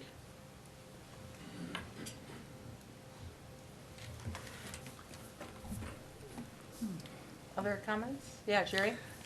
I live on High Meadow Park. That thing rocks and rolls 7 days a week. Is that a neighborhood park? Yes, according to the list, it Yeah. is. You let it happen, I don't. Pardon? I said, you never fight or talk about it or whatever, but once I got this from, I would have moved out. When I bought my house, nothing in my house deed indicated that I have any rights to the park other than to Correct, use it if I wish. correct. I just don't understand what this possessiveness is when somebody, It's I understand the traffic. Right, the traffic. And But I don't No, I understand- don't care. I mean, the kids can play in the park. It's the traffic. I have no problem with the kids playing in the park. Mhm. It's the traffic. How they get there. I mean, ask Chief. He was even there one night when I called him out on it, didn't I? They're double Yeah, parked. with the double parking, yeah. Yep. Yeah. He was right there. I guess I just totally feel differently about I mean, Yes. if we get all these out-of-town parents, how can we control that? I don't think you can. You cannot. And So, then- I mean, And the safety of the kids on the road, I mean, seriously, come and sit and watch when there's games going on. I will invite all of you to my house and let you just watch the games going on I and live the it. traffic. I live it. I know what you're talking about. And you have two choices. You can either get all worked up over it, or you can just relax and let it flow. Or move out. Well, that's an option, a severe option, I would guess. But again, when you move to an area and you're on a park, that, you know that that's gonna be used. But Slavny put this in writing. Well, things change, and you know that, Judy. Yep, I do. Yeah. Otherwise, I would have sold my house 10 years ago. Well, you'd have lost a lot of money because it's appreciated a lot in the Mhm. last 10 years. But so would my other house that I bought. Yeah, So okay. same thing. Well, again, I guess I'll agree that we disagree on this. But again, I think parks are an asset to be used by the whole village.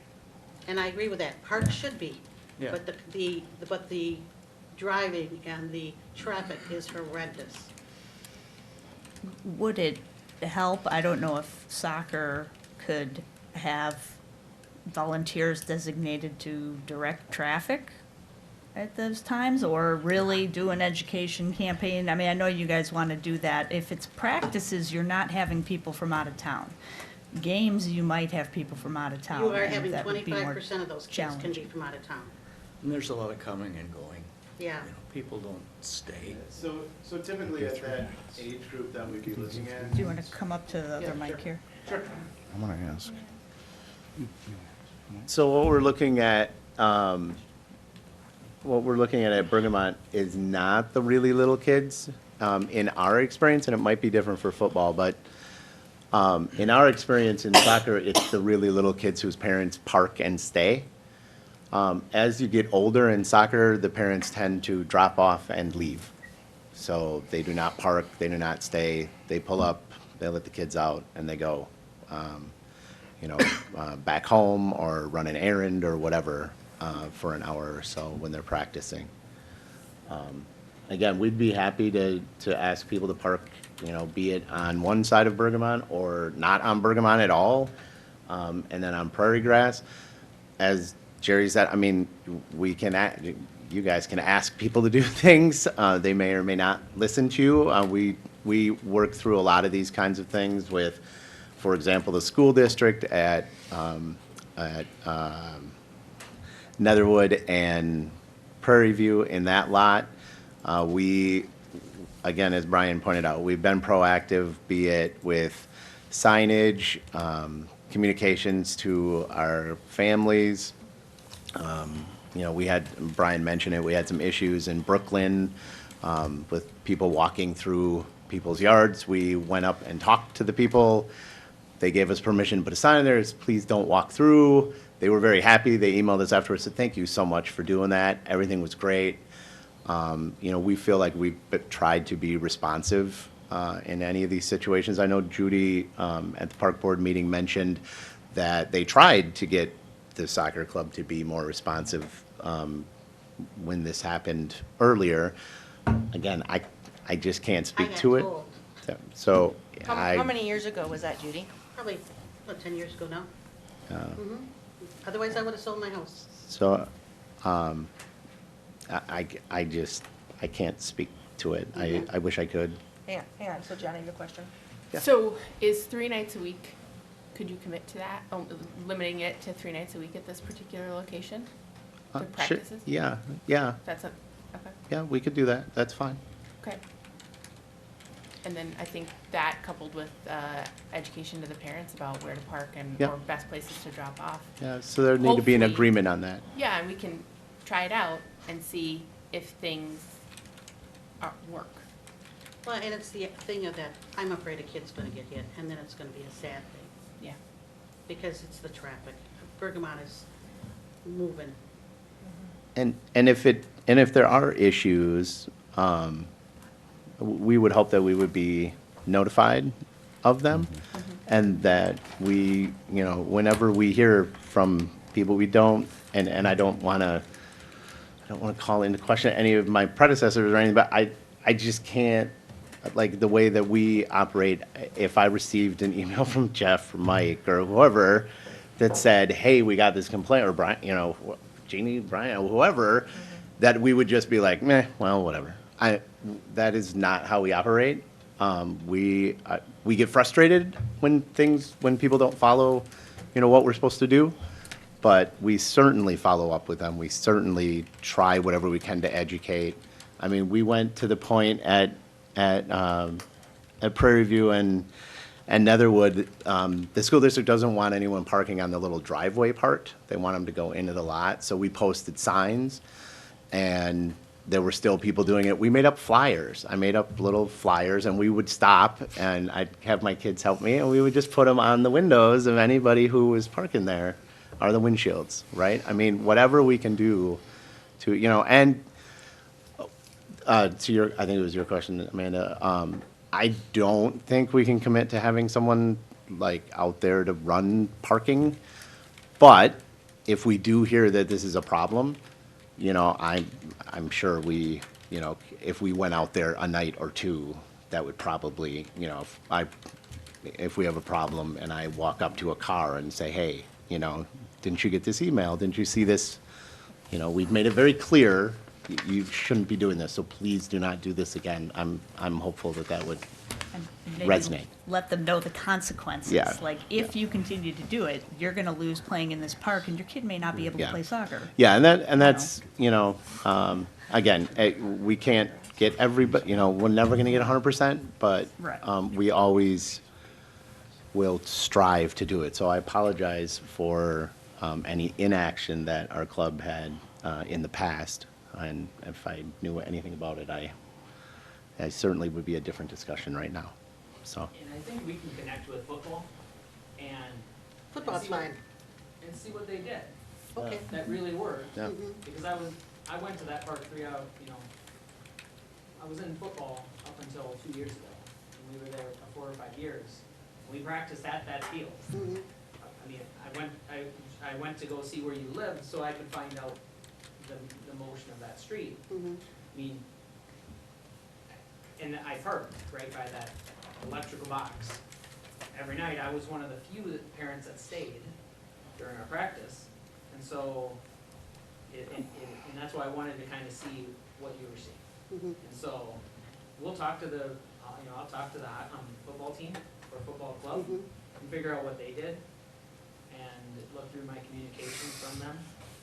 And they were just parking on Progress and one side of Bergamot.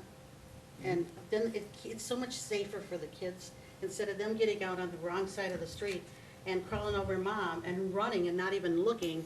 You don't know how many times I almost seen a kid get hit. So it's. So if they were to park on the park side? Right, if they would've parked on the Okay. park side, that would've been, you know, they can just get out and go. Okay. Makes sense. Yeah, So is that something that you can convey to your members, to park on the park side and then also consider prairie grass? Prairie grass, yeah. Or Sure. alleviate some traffic concerns in that neighborhood? Absolutely. And like I said, if there are issues, if there end up being issues with that, we'd certainly want to hear about them, and we would take steps to, Yeah, to, because Chief even seen it, so. Well, Judy, we appreciate your comments and your willingness to kind of meet them halfway with doing a few times a week and working on the traffic for the neighborhood. Yeah, because our neighbors were gonna come on the 10th, but. Sure. You know, it's just that, tonight, when I found out about it, it was 4 o'clock, so, but it's just a concern that, you know, I work hard here, and then when I wanna go home, I wanna go home. Otherwise, tell me, and I'll find a different house or do whatever. I can still be a chamber person, and I don't have to live in the village anymore. So that's the Wisconsin CCE is, and that's nothing in our bylaws either, so I can still live outside. So Judy, you're willing to give it a chance? Mhm. Okay? I think that's all we're looking for. Make both sides happy. I can just call Eric. Eric or Brian? Sure. Watch us Yeah. exchange Yeah, phone numbers yeah. now. Yeah. We'll give you a number. Yeah. That's fine. Yeah, I mean, I have, you know, I'm so afraid a kid's gonna get killed there, I really am. Have you seen that traffic come down that hill and come around that? I mean, when there's nothing going on, you should see it. Yeah. We had one going like 100 miles an hour on Sunday. They just thought the snow was wonderful. Sounds like a good place for one of those speed limit. Oh, they do. They come and, the cops come and sit every once in a while, but then everybody, you know, it's across from my house or down a little bit by the park. So everybody, when they come around that curve, they see the police car and done. It's the number one complaint in the village, speeding, right? Mhm. Depends on where it is, where they're at, so. Yeah. Well, don't we still have some of those signs, don't we? The slow children playing or It's there once in a things while. like, Yeah, I he mean, brings it over once in a maybe while. just Yeah. sticking them out when you know there's games to remind people, and then, I don't know. Yeah, so it's not the park, it's traffic. That's what the big thing is. I don't, you know, I want the kids to play in the park. We've had football there for 4 or 5 years, not a problem.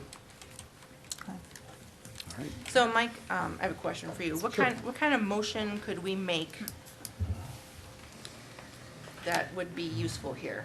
I don't want it to be super specific, I don't want it to be too broad. I Jim, mean, Yes. If I might, Yes.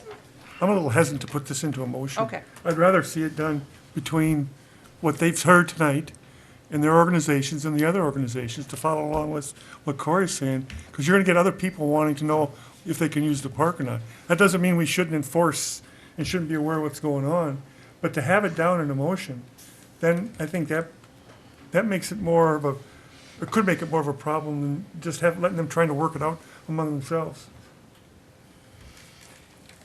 Do you want to explain why you need a motion, or why you need approval, or do you need approval? I don't know. What do you need there, Eric? Because I know that you have to I report. kind of feel like we should have approval. You report something to your. Right, so, right? we need to tell our governing bodies what our home fields are. Okay. They've been they understand what's going on, and we've talked to them about it. They are well aware as to what's happening. They're being very flexible with us. But yes, we do need to tell them. I mean, technically, we were supposed to tell them January 13th, I think. So they've given us an extension. They didn't put a date on it. They said, please just tell us as soon as you know. So. Mike, could we make a motion asking the Oregon Soccer Club to work with staff on these parks? Sure.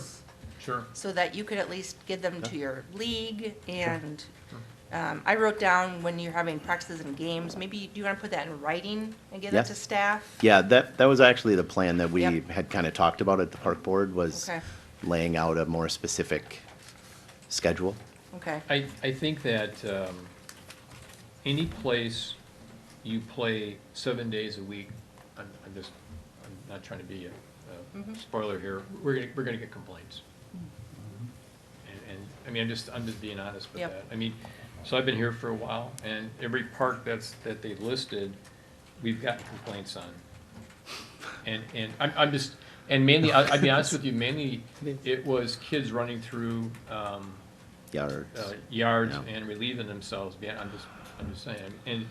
And particularly in a couple of these parks where there's not a lot of on-street parking. Yeah. So. Well, so that's why when we made our, when we went through our assessments, I mean, parking was one of the things. Yep. I mean, honestly, like, we know Stone Ridge and Norm Champion. I mean, we know those are gonna be issues. I would stress it, or ask if you could not be there 7 days a week. I mean, if somehow you could maneuver your schedule so that the park gets some relief. That's Okay. my reaction. That would probably save us some grief down the road That's what as I'm well. getting at, yep. Because there's a couple of these parks that, I guess Norm Champion and Stone Ridge is not gonna be. Stone Ridge said no weekends. Right. But Right. Norm Champion is a potential for 7 days, so maybe you want to work on that a little. Okay. And even do that. Stone Ridge, if you could try to do what you're doing at Bergamot, would be helpful to the board, to the village board. We're gonna get complaints. Okay.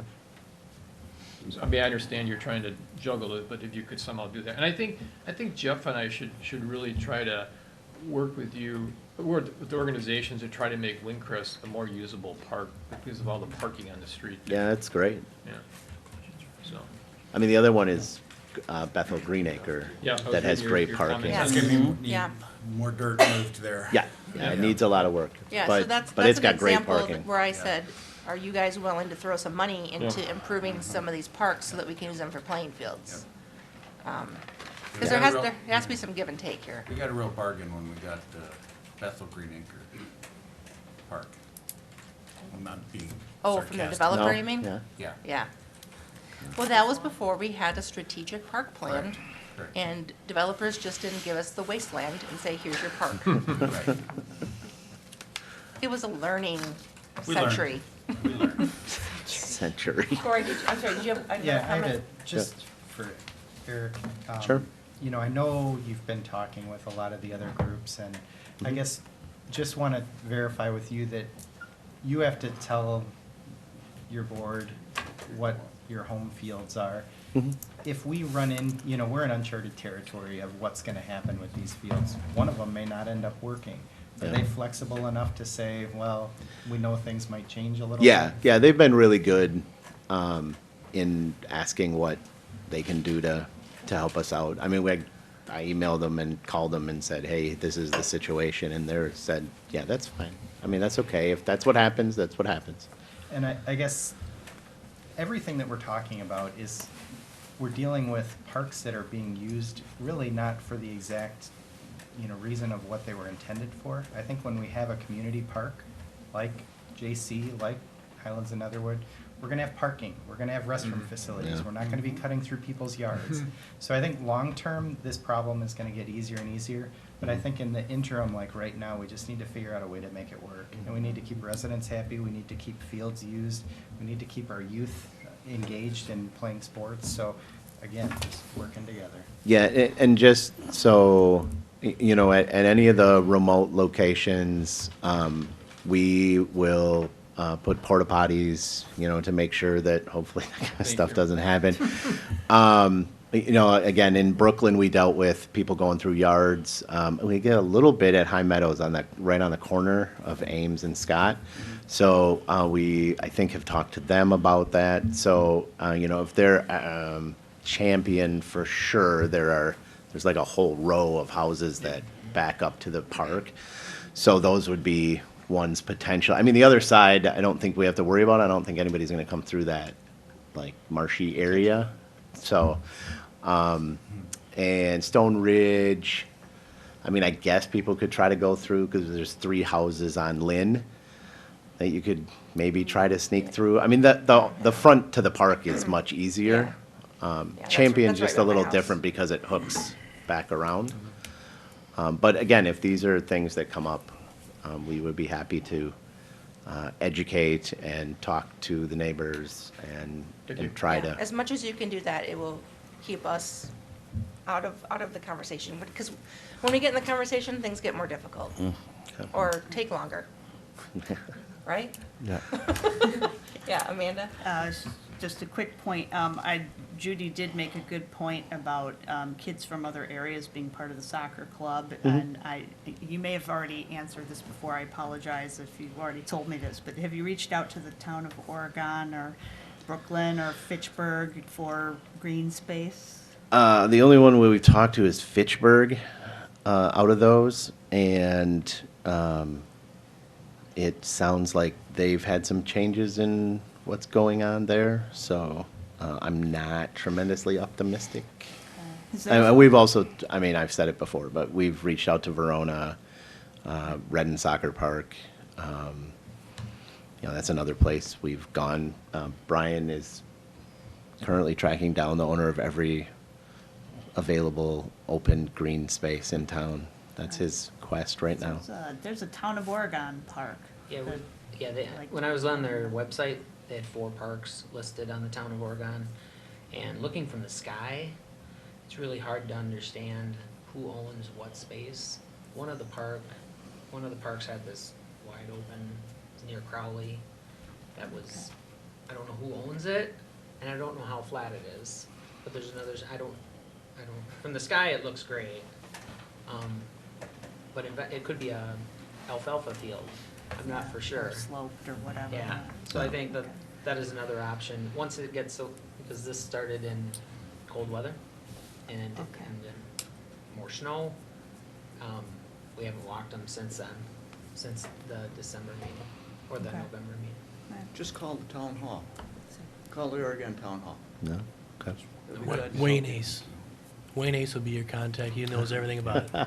Wayne was my kid's bus driver. Yeah, my Yes. kid's bus driver. Yes, he's everyone's I could bus stop driver. him tomorrow morning and I'm sure he'd And- appreciate. I'm sure he appreciated it. And I know that I think you've gone to the town of Oregon years ago, and maybe they said no, but that let's go is- again.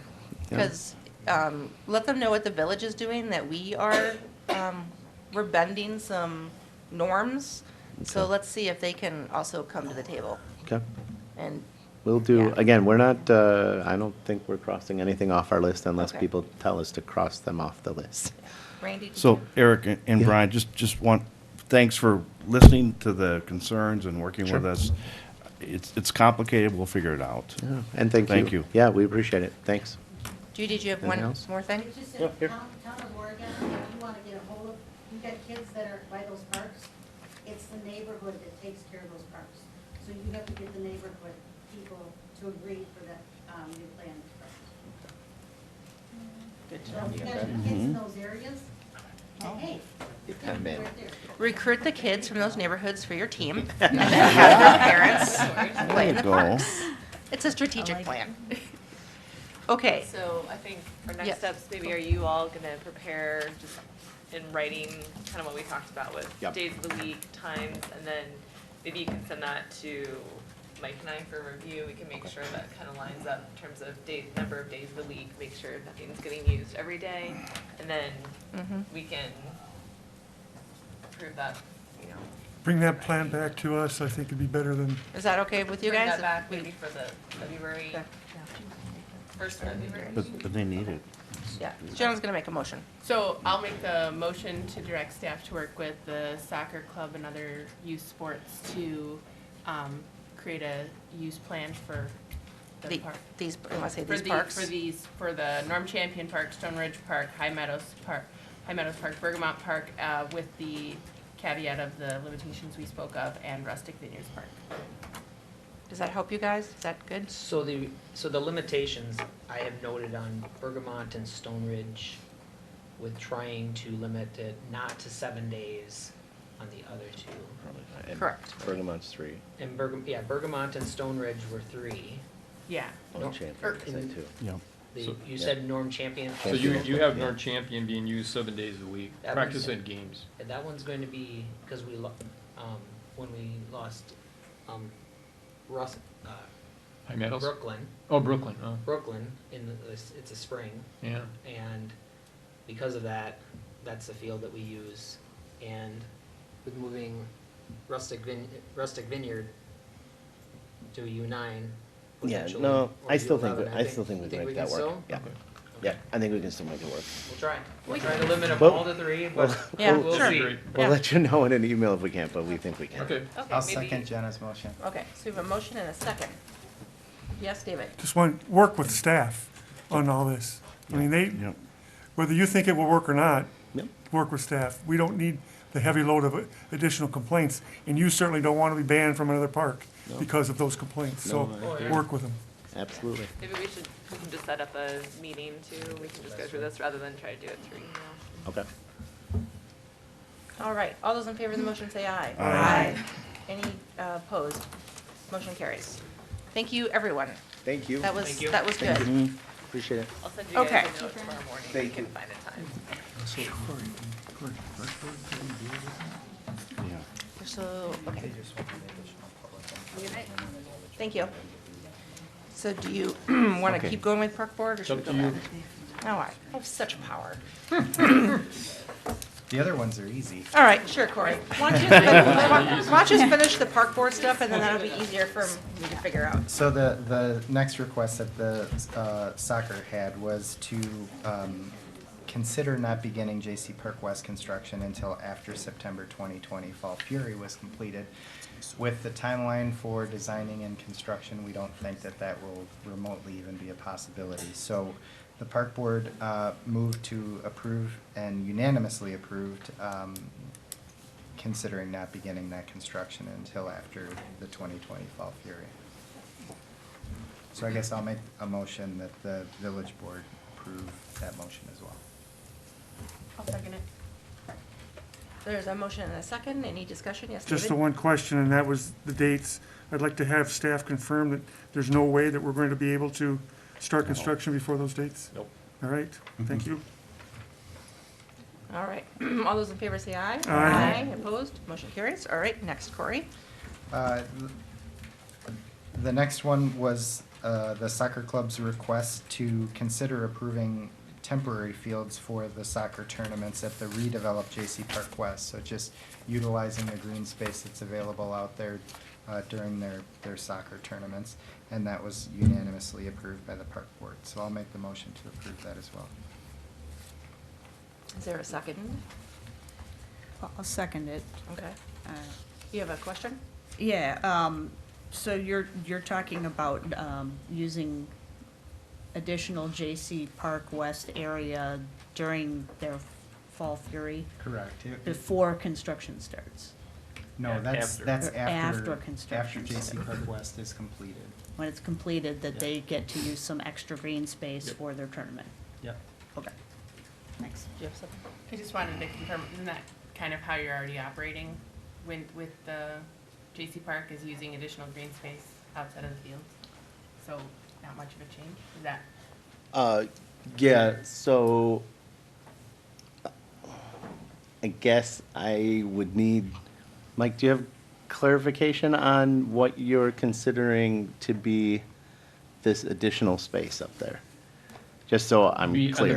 the baseball outfields. Yep. And then that one there, thank you, Jeff. And then, Yep. and we actually now have added that one on the bottom, or that, yeah, those two. This one. You want that one? And then Yeah. that one? Yeah, and then the one next to the one to the north there, Jeff. Oh. This one? That one Yeah. there, Yeah. yep. Okay, so then I have a question. So the motion and the discussion has been for those to be temporary fields for use in the Fall Fury. What would those spaces look like in the rest of the year? So we are going to bring the plan back one more time. And by us looking at this to help work with you, we actually moved the walking trail to the west and put in that field there that Jeff's pointing out. And then we put the field into the bottom there. So we're actually gonna propose, for sure, the one on the north is gonna be, that's gonna be actually part of the plan now. The one on the bottom, we'll have to work with you as we get closer. yeah. Okay. And then the one on stats, that's where we have an estimate from Rutler now to put in a movable fence. And then I know that you're saying the two fields to the, right next to the parking lot, you probably are not gonna use, but you thought you'd be using the two other diamonds. Yeah, most likely that- for that one meeting. most likely for the tournament, yeah, Yeah. the bigger one, we would Yeah. use the bigger one. Right, yeah. So, So, I Okay. mean, honestly, Yeah. probably for the tournament, you're probably just looking at the fields on the ball diamonds. yeah, because- most likely we have gone, so to explain, on the smaller diamonds, in the outfield, the biggest field that we could get would be a U7, U8, and as I explained, those are, we do not have that level, that age group at the tournament. We start our tournament at U9. So on the bigger diamond, we could put, larger size fields in the outfield, and potentially in that outfield of stats, if that indeed ends up being a removable fence, It that would is- be another Yep. really good option, so. And I think in the fall, currently we use the big field, the Faust field at J.C. Park, we use the outfield also. And I should mention, obviously, you're gonna have the two other fields that use the one. Yep. Yeah, so. Okay. Yep. I just want to make sure that we're all got you. clarified on. Yep. Okay. Yeah, but that's also the only rugby field, the only like regulation rugby field. So when I was working, talking with rugby, they have game street potentially 3 nights a week. During Fall Fury? Oh, no. We're I'm talking during Fall Fury. Right. This is just Fall Fury? Yeah. Right. And I mean, really, what we're saying is, this is sort of the village board's commitment to work with soccer when J.C. Park was redeveloped, to try to put additional playing fields in for the, tournament. This is exactly how it's gonna look, Yeah. who knows? But I think, Yep. I think it's the board's commitment to do that at some point. I think that came up at the meeting that, Jeannie, Yep. you went at RCI, I think that was something that came up, so, yep. Okay. Yep. Good, thank you. Mhm. I appreciate it. Yep. Oh, yeah, I'm sorry. No, this is more for, just a comment. I'm concerned about the motion, the way it's designed. I think it's premature for us to make this motion now to commit to temporary fields that we're not sure there's the final design yet. I think once we get the final design in, then we nail down where the temporary fields are. I'm all supportive of this, but I want to know where that's at. I don't want there to be any confusion, so that you guys get penalized down the road that you're taking more than we thought. You're not taking us, we thought you're over here. I'm concerned about that. We actually Corey? discussed that at the park board, and I think they understand that, this is still a conceptual plan, it's gonna move around. And this motion actually says considering approving temporary fields for doing that. So they're- That's what brought it to my attention. Yeah, so is these are ultimately, temporary. I think they're just looking for the village board's intent to work with them Yeah. for the Fall Fury, which I think, you know, we're And on. I'm fine with that. Yeah. Really, I am. I just, we don't need any more hiccups. Because I think before, Jeannie, you came to that meeting, Mhm. soccer wasn't on this map. You know, and so having soccer back on the map, having it being discussed, looking at it, because we like the 2 additional fields, Mike. I mean, it's because, and we like them not being temporary for the fall, because when I was working with lacrosse, I learned that lacrosse is their younger age group field is just almost the exact same size as soccer. So, you know, we're not using that field all day Saturday and Sunday. So why not roll True. off our nets? Lacrosse, actually, she told me she likes the layout. That's Yeah. right. Good. Yeah, Thank because we you can, for because reminding me of that. their fields are almost identical to ours. So the U9 field is exactly like their younger age group. Lacrosse uses 2 field sizes, we use 3. So they're lowest and, you know, so our field, you know, we're moving almost all of our goals with wheels. So we can roll them off, lacrosse can come in, 2 different colors of paint. Yeah, and this motion is just a commitment by the board to, when the project is done, that we're gonna work with them to have additional fields. I mean, it's potentially that one on the bottom, depending on how everything gets laid out, maybe that won't fit there. We don't know, but I think it would be, the motion, Dave, would be a commitment to work with soccer in the future when J.C. Park West was redeveloped, that we would try to provide some additional fields during the soccer tournament. That's really the motion. So yes, Corey. I just want to say, I really, really, really appreciate hearing. I talked to softball, I talked to rugby, you guys are working together, and kudos, thank I you. think there needs to be a little bit more of that. But that's my goal, so. So we have a motion and a second? Yeah. Yes, okay, I lost track. All right, any further discussion? All those in favor say aye. Aye. Aye. Opposed? Aye. We have opposition, motion carries. All right, I just think it's wrong timing. okay. Thank you, David. All right, so item number 4, I'm sorry, Corey, this is you. I almost stole your thunder. buddy. Sure, so the final item was approving a fundraising sign to be installed at J.C. Park No, West. there's more. You have item number 5 yet, too. Okay, so maybe the park board wasn't that easy. All right, so the park board unanimously approved the motion to recommend to the village board to install a fundraising sign at J.C. Park. So I'll make the motion that the village board approve installing the sign at J.C. Park. We'll second. And it's gonna meet the sign ordinance, right, guys? Sure. Yes. Yes. Cool. And where are we looking at putting it? Just to Wherever right in the, park? I'm sure it'll be up front near the parking lot Yeah. there, On Oak right Street. across from the tennis courts. right. Oh, this is Very- like a thermometer, like this is how much Well, further we need to go, may or? do, I mean, we may do both. We may, like we have at Highlands Another, we actually have a Rendering. Site plan. rendering of the park, and we may do that as well. We'll have to see. All right, so we have a motion and a second to install the fundraising sign at J.C. Park West. All those in favor say aye. Aye. Opposed? Motion carries. All right, item number 5, Corey. Okay, so should I go through the suspending Yes. the first and second readings? Okay, so I'll make the motion to suspend the rules and waive the first and second readings at tonight's meeting. I'll second. But you should read what we're doing. Okay, so this is for setting, I guess clarifying the hours to which village parks and greenways are open. The park board unanimously approved the hours of 5 a.m. To 10 p.m. We talked some about sunrise to sunset, but given certain times of the year, that might not work for people. So we thought that those were reasonable hours. Okay, so Corey's made a motion that we suspend the rules. Is there a second to that? I did, yes. Okay, I'm sorry. All those in favor say aye. Aye. Motion carries. All right. Then do you want to go ahead and make the motion? Sure, I'll make the motion to adopt the ordinance 20-03, which is 5 a.m. to 10 p.m. park hours in village parks and greenways.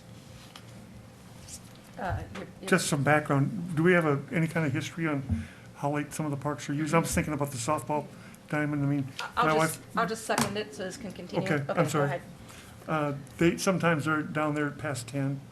Does that Does that fall underneath This was this? for non-reserved parks, so if a reservation like softball has it Okay. and the lights are on and they're there at 10:30. Okay. And that's why, I think the draft ordinance actually had 6 AM and we all felt that, you know, people are gonna be walking before that. That's why the park board recommended 5 AM. Okay. So I had some history of that. All right, we have a motion and a second. Yes, Amanda? Is there, I just saw a latecomer, I don't know, did someone want to comment on this? Is there anybody who, I'd be curious if anybody's here to say anything. About this item? Yeah, I don't know, okay. Wasn't sure. All those in favor say aye. Aye. Motion carries. All right, thank you, Corey. All right, we are heading back Minutes, right? 7A. to 7A. We have approval of minutes from January 6th, 2020.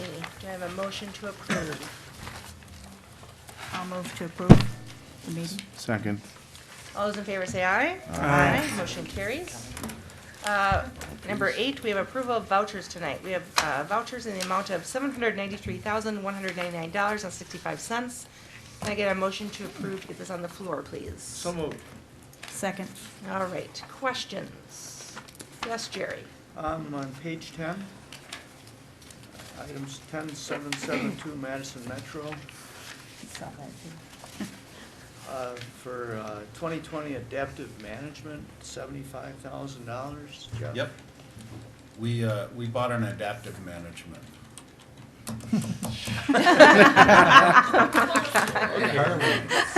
How's it working out for you? Need a new one. Yeah, we needed a new one. We broke the old one. No, the adaptive management is part of that Yahara Winds program Okay. that we subscribe to, and that's our annual payment. I just did it all at one time this year. Okay, as long as it wasn't attached to that new street sweeper, that's. Nope. That's my only question. Other questions on vouchers?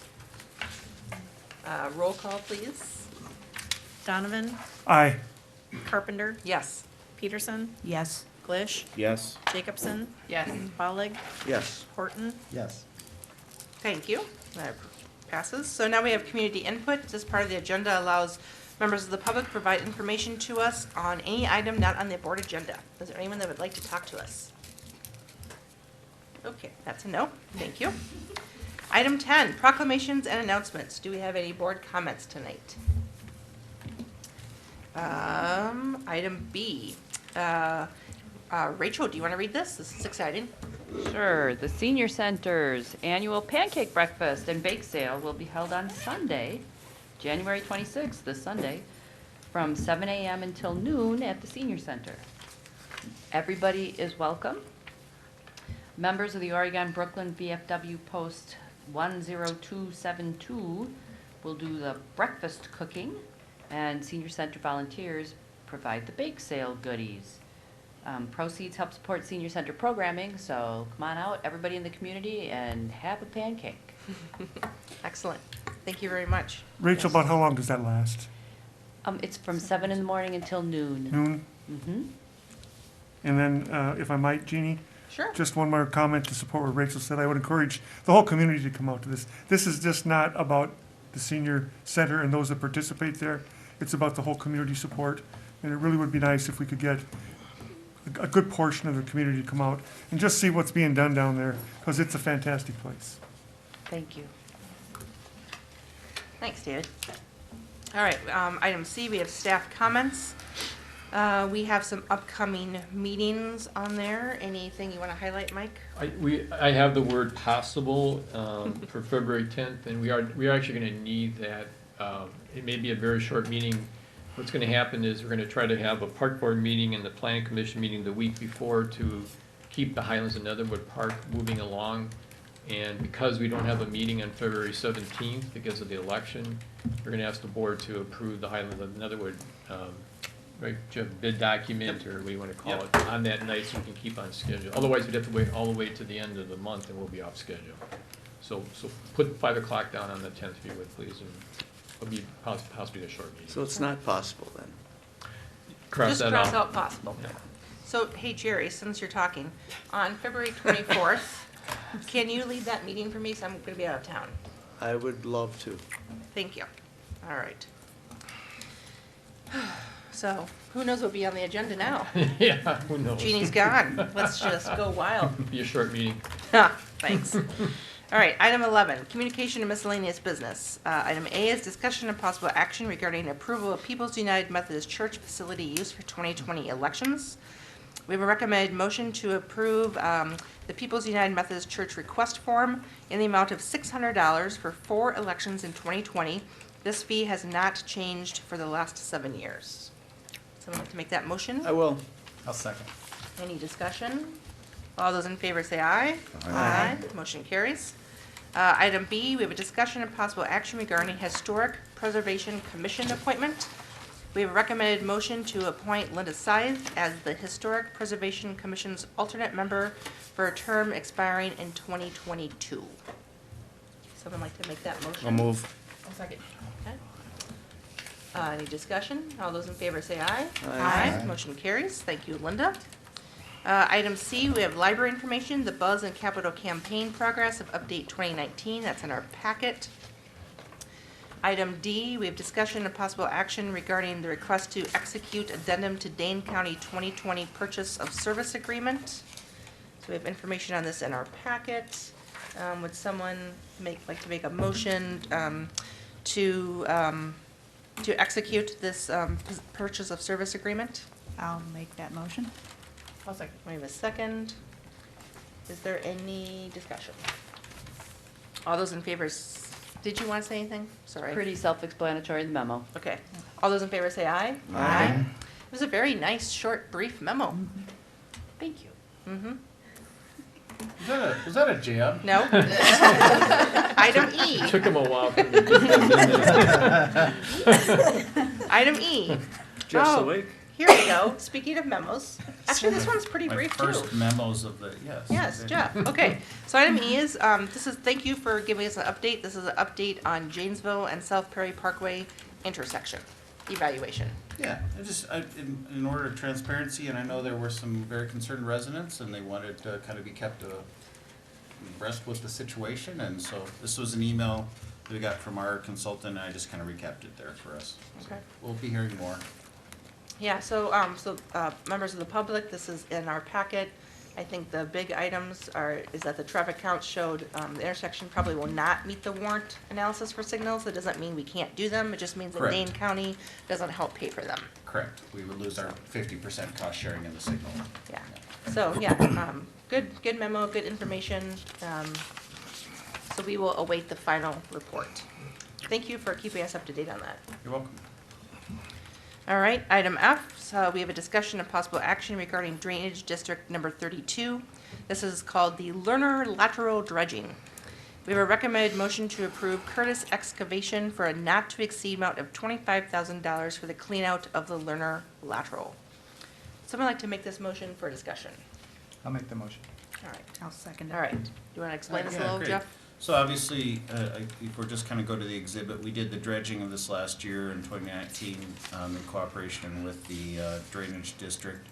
I believe it was $15,000 to excavate and dispose of the material right against the banks there from the railroad bridge all the way up to Keller Alpine Park.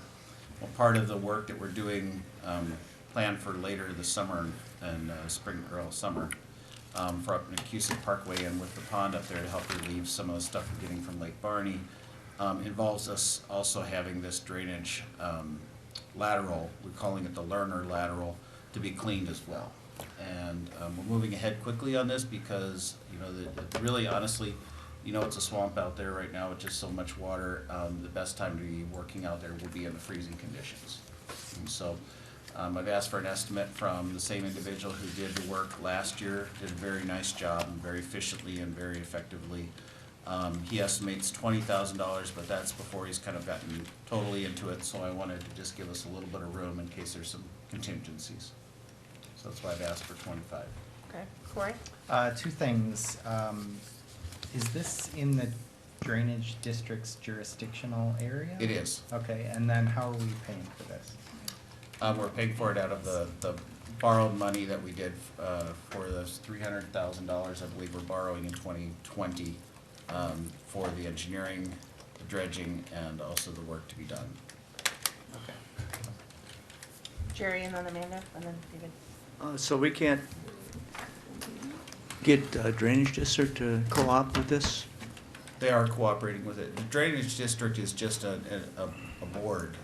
Right. It's either gonna be paid through the Drainage District. We'd have to, remember if we went back a year ago, it was if we, I don't wanna say reactivate the Drainage District, or make an accounting of those benefited in the Drainage District, which would be a lot of time and a lot of money, and then would be assessed against all those individuals. We've kinda said this is strictly a village project, and that's why we're funding this one as well. And a second question is, where you have the red line there? Yes. Is that a historic drainage area for this? That's a historic drain. Yeah, okay. So you're just cleaning out We're cleaning it out, and we're cleaning it all the way up to Netherwood, and then our engineers are still debating on how far back we will clean it along Netherwood. Okay, how long will it take for that to sediment fill again? Well, it probably hasn't been cleaned out in 100 years. Okay. Yeah. So you'll have to do it again someday, huh? Not me. We probably won't have to Yes. approve that again, Jerry. I mean, I think well-maintained, you know, it should be, and that's one of the things, is one of these things when we do these drainage district projects. As you remember, we're under contract with the drainage district to fulfill an annual report. And those annual reports are in place to be able to keep us accountable to make sure that it's maintained over time. Amanda, do you have a question? And then David? So because this is in a conservation park, I get why working in the winter would be the best time, but are they taking any special precautions to do the least amount of damage to wetlands and wildlife, and I don't know what all is there, but. Right, they have to work within a very tight corridor, and so that's, and if you notice, he was able to do this work, last year, and honestly, really, with the vegetation that came up, you really wouldn't be able to tell they were back there. Okay. And that, a lot of that comes from the ability to be able to pick the material out of the drain and place it right behind the bank of the channel there. And that, so you're not having to have vehicles and trucks come in and truck things in and out, which tear things up a lot. David? I think that answered my question, is I was wondering what we were gonna do with the spoils, if we're gonna remove them or place them right on site, or, They're broadcast right on site within, the drainage district has certain rules that allow them to be able to do that within the drain area. and then maybe a comment to address Amanda's concern. We worked with utilities, we like working in the winter in wetlands, because we can get out there with the heavy equipment and do the work that we have to do, and it really minimizes the impact. If we have to do it in the summertime, the costs skyrocket and the permitting goes through the roof. Good comment. Corey, do you have another Yeah. question? Along the lines of the side casting, when we went out and walked that, we saw sanitary sewers that we have like no access to for maintenance. Is it possible, are we close enough to that channel to where we could use that material to create some access to those sanitary manholes? It will, I think overall, the work that's being done out there will help us in the long run, but we're not planning any kind of access road or anything at this point. We're gonna have to continue to evaluate. That's kind of a secondary problem for me right now. The primary problem is getting rid of this water, and so that's kind of what we're focused on. All right, anything else further? All right, so we have a motion and a second for the not to exceed amount of $25,000 for the clean out of the learner lateral. All those in favor say aye. Aye. Opposed? Motion carries. Thank you, Jeff. Thank you. Item G, we have a discussion on possible action regarding Highlands of Netherwood Park. This is the geotechnical analysis. We have a recommended motion to approve the contract with CGC Inc. of Madison for the amount of $3,640 for geotechnical testing and reporting for the Highlands of Netherwood Park. I'll make that motion. Second. All right. Any questions on this? Another excellent, short, concise memo from Mr. Rao. Thank you. Most of them are one page or less. True. Good. There's Unless just it's usually mowing. so many of them, Jeff. That's all right. That means that we're actually doing stuff. We're So doing stuff. It's a good thing. All right, all those in favor of the motion say aye. Aye. Motion carries, thank you. All right, so now we have a report of the Planning Commission meeting. So item number 1 is discussion and possible action regarding approval of zero lot line certified survey map. This is a CSM for a duplex at lot 43 of Green Acre Heights, which is 208 and 210 Walnut Street. So this comes to us unanimously from the Planning Commission. So I would make a motion that we approve that CSM. Second. Any questions on this? All those in favor say aye. Aye. Motion carries. Item 2, discussion and possible action regarding approval of CSM in the town of Oregon. This is in our extraterritorial jurisdiction area, so we have some say on it along Netherwood Road. This also comes to us unanimously from the Planning Commission to recommend approval. So I'll make that motion. Is there a second? I'll second it. All right, any questions? Yes, Yeah. Amanda. Oh, I'm sorry. Go ahead. Sorry, I'm having a hard time. Is there a way you can bring up, or where is this property on Netherwood? I'll show you here. I'll get close to it. It's West Netherwood. And are we correct? just doing this to put in sidewalks or things, or what, No, or no, bike this- lanes, or what's This is going a on? rural It's subdivision, a a rural certified survey map. division of land. It's taking Oh, kind it's of Yeah, it's just making a a house survey. lot out of a larger, like, farm field. So there, that long skinny part will be driveway access and then a home site. and So- I that. gotcha. So this is Highlands and Netherwood subdivision. Okay. This is that little ball diamond that's off at Netherwood, Yeah. at Phil's house. I think that one is, this one is like out here somewhere, right? I think it's right along here. Yeah, I wasn't able to. You can locate see it the 3 lots that are specifically, yeah. drawn. Yeah, see those, aren't there some, Yeah, I think it's just to the west of those Oh, you're right, three Cory, yeah. lots. it's the west of this, Yep. yeah. But we're not doing this. This is just extraterritorial review. Yeah, This is so it's just just sent to whether we us. wanna, Yeah. So as an It's sent to us FYI. for a That's right. blessing. We don't actually do the work. It's in the town. Yeah, But we have to bless it? yes, Yeah, because they're so close. Yeah. because, Oh. and there's concern here. Okay. I'm sorry to jump in, but this could limit development in the future, how that development occurs in the future. If you've got a long driveway like this, it will split the potential to have combined, a larger development going on. And my concern is it's close enough to the city, especially close enough to the Highlands and Netherwood, that would this be a priority for future development going forward? I don't think that we see this particular direction as a way that the village will be growing in the near future, but maybe Mike has other. No, it's not, Slavny would have raised it as a concern, it's not a concern. David, it's a good question, but Mike, when Mike looks at these, he always looks at the comprehensive plan and the service area, and he would have raised your issue if he would have thought it was a concern. Did look at this one. And when we do these CSMs that are in our service area, we always get the right of way, and that's what you see on this, the map on Netherwood. So if at some point, way out in the future, hundreds of years, we're gonna extend the village out that way, we'd have a right of way if we needed it. But it's way outside our planning area, I believe. This would only be one of a lot of properties like that with long driveways Yeah. back there, so it would be, maybe like you said, Is this, issue for, another. is this just like one house that they're looking Mhm. at doing? Is Yep. that the deal? So Okay. just that lot one is the only one that's being created, so it's just getting carved out of that larger 40. Okay.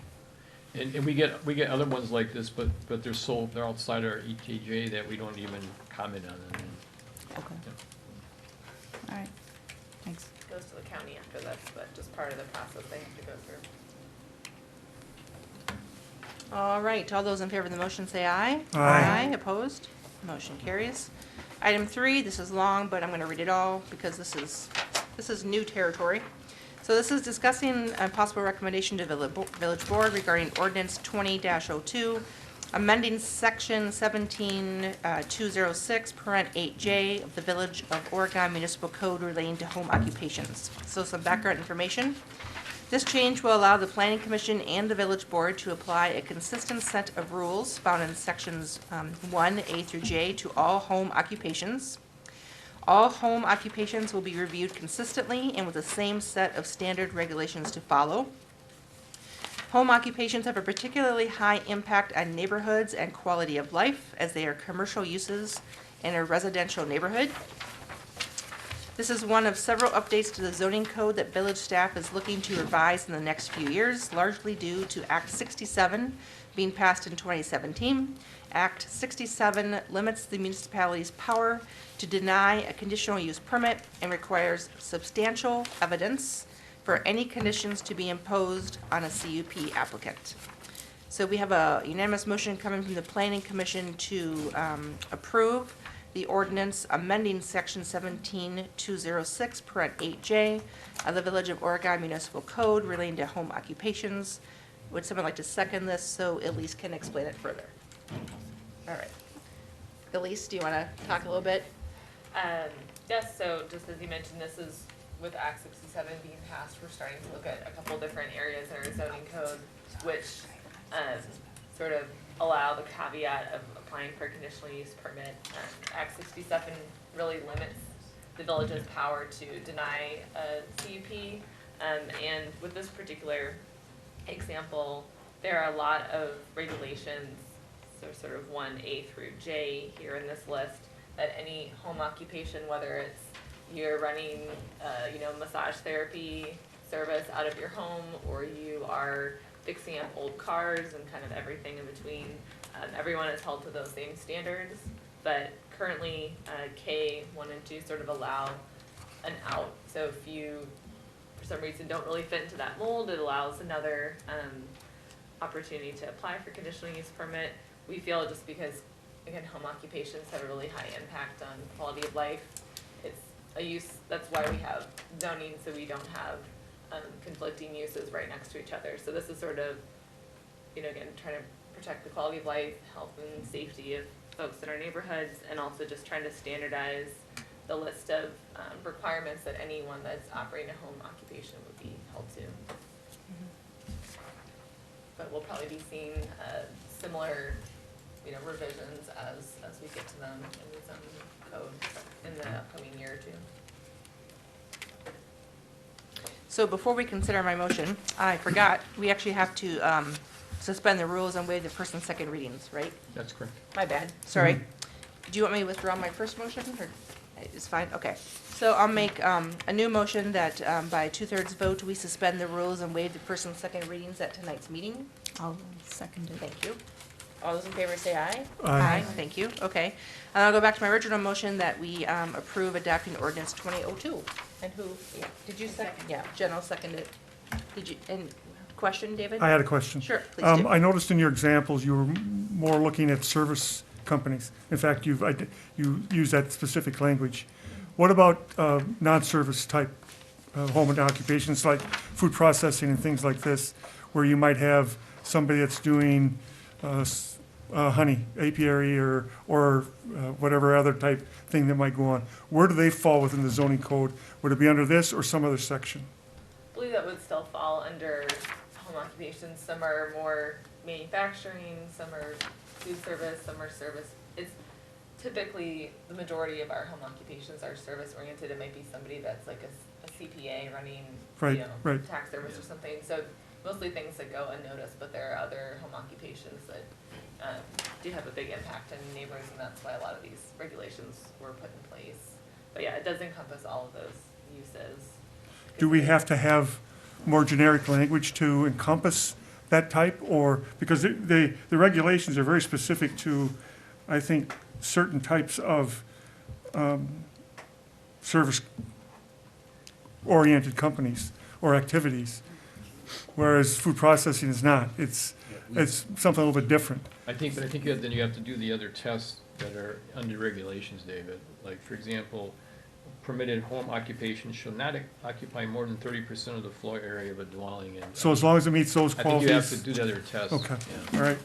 Well, we've had requests for commercial kitchens. Yes. And we've actually recommended not approval on those because you start talking about delivery vehicles. Yes. You start talking about odor, noise, that type of thing. I mean, the whole idea behind a home occupation is to allow these without an impact to adjacent neighbors. But so many of them start out as home occupations. They do, and then, but then they might, get to a size where then they no longer qualify. And I understand that, and I would agree with that. Yeah. I think there's a size limitation to it. And Absolutely. maybe that's where Yep. Mike's You- comments you come do in. that test, yep.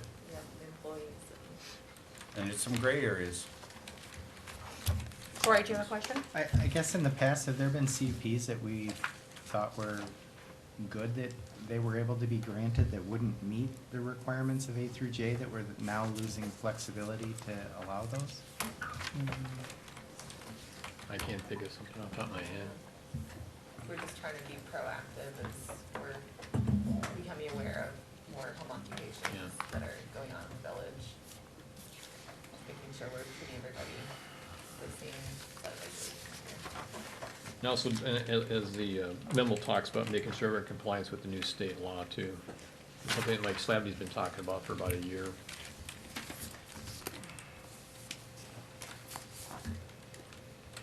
All right, any further questions? All those in favor of the motion say aye. Aye. Aye. Motion carries. Thank you very much. We have some minutes not requiring action. There's minutes from the library board meeting from December 11th, 2019. We have no unfinished business. New business, we have approval of pending new operator licenses. These have all been recommended approval by the police department. Quick Trip number 731, Benjamin J. Barmore. Quick Trip number 731, Beverly A. McLean. And Quick Trip number 731, Tanner C. Hake. Do I have a motion to approve these new operator licenses? From Jenna. I'll second. Second by Amanda. All those in favor say aye. Aye. Motion carries. We don't have any other operator licenses. Do I have oh wait, hang on. What is this? No need for it. Okay, perfecto. Do I have a motion to adjourn? So moved. Second. Motion to adjourn in second. All those in favor say aye. Aye. Motion carries. Thank you, everyone.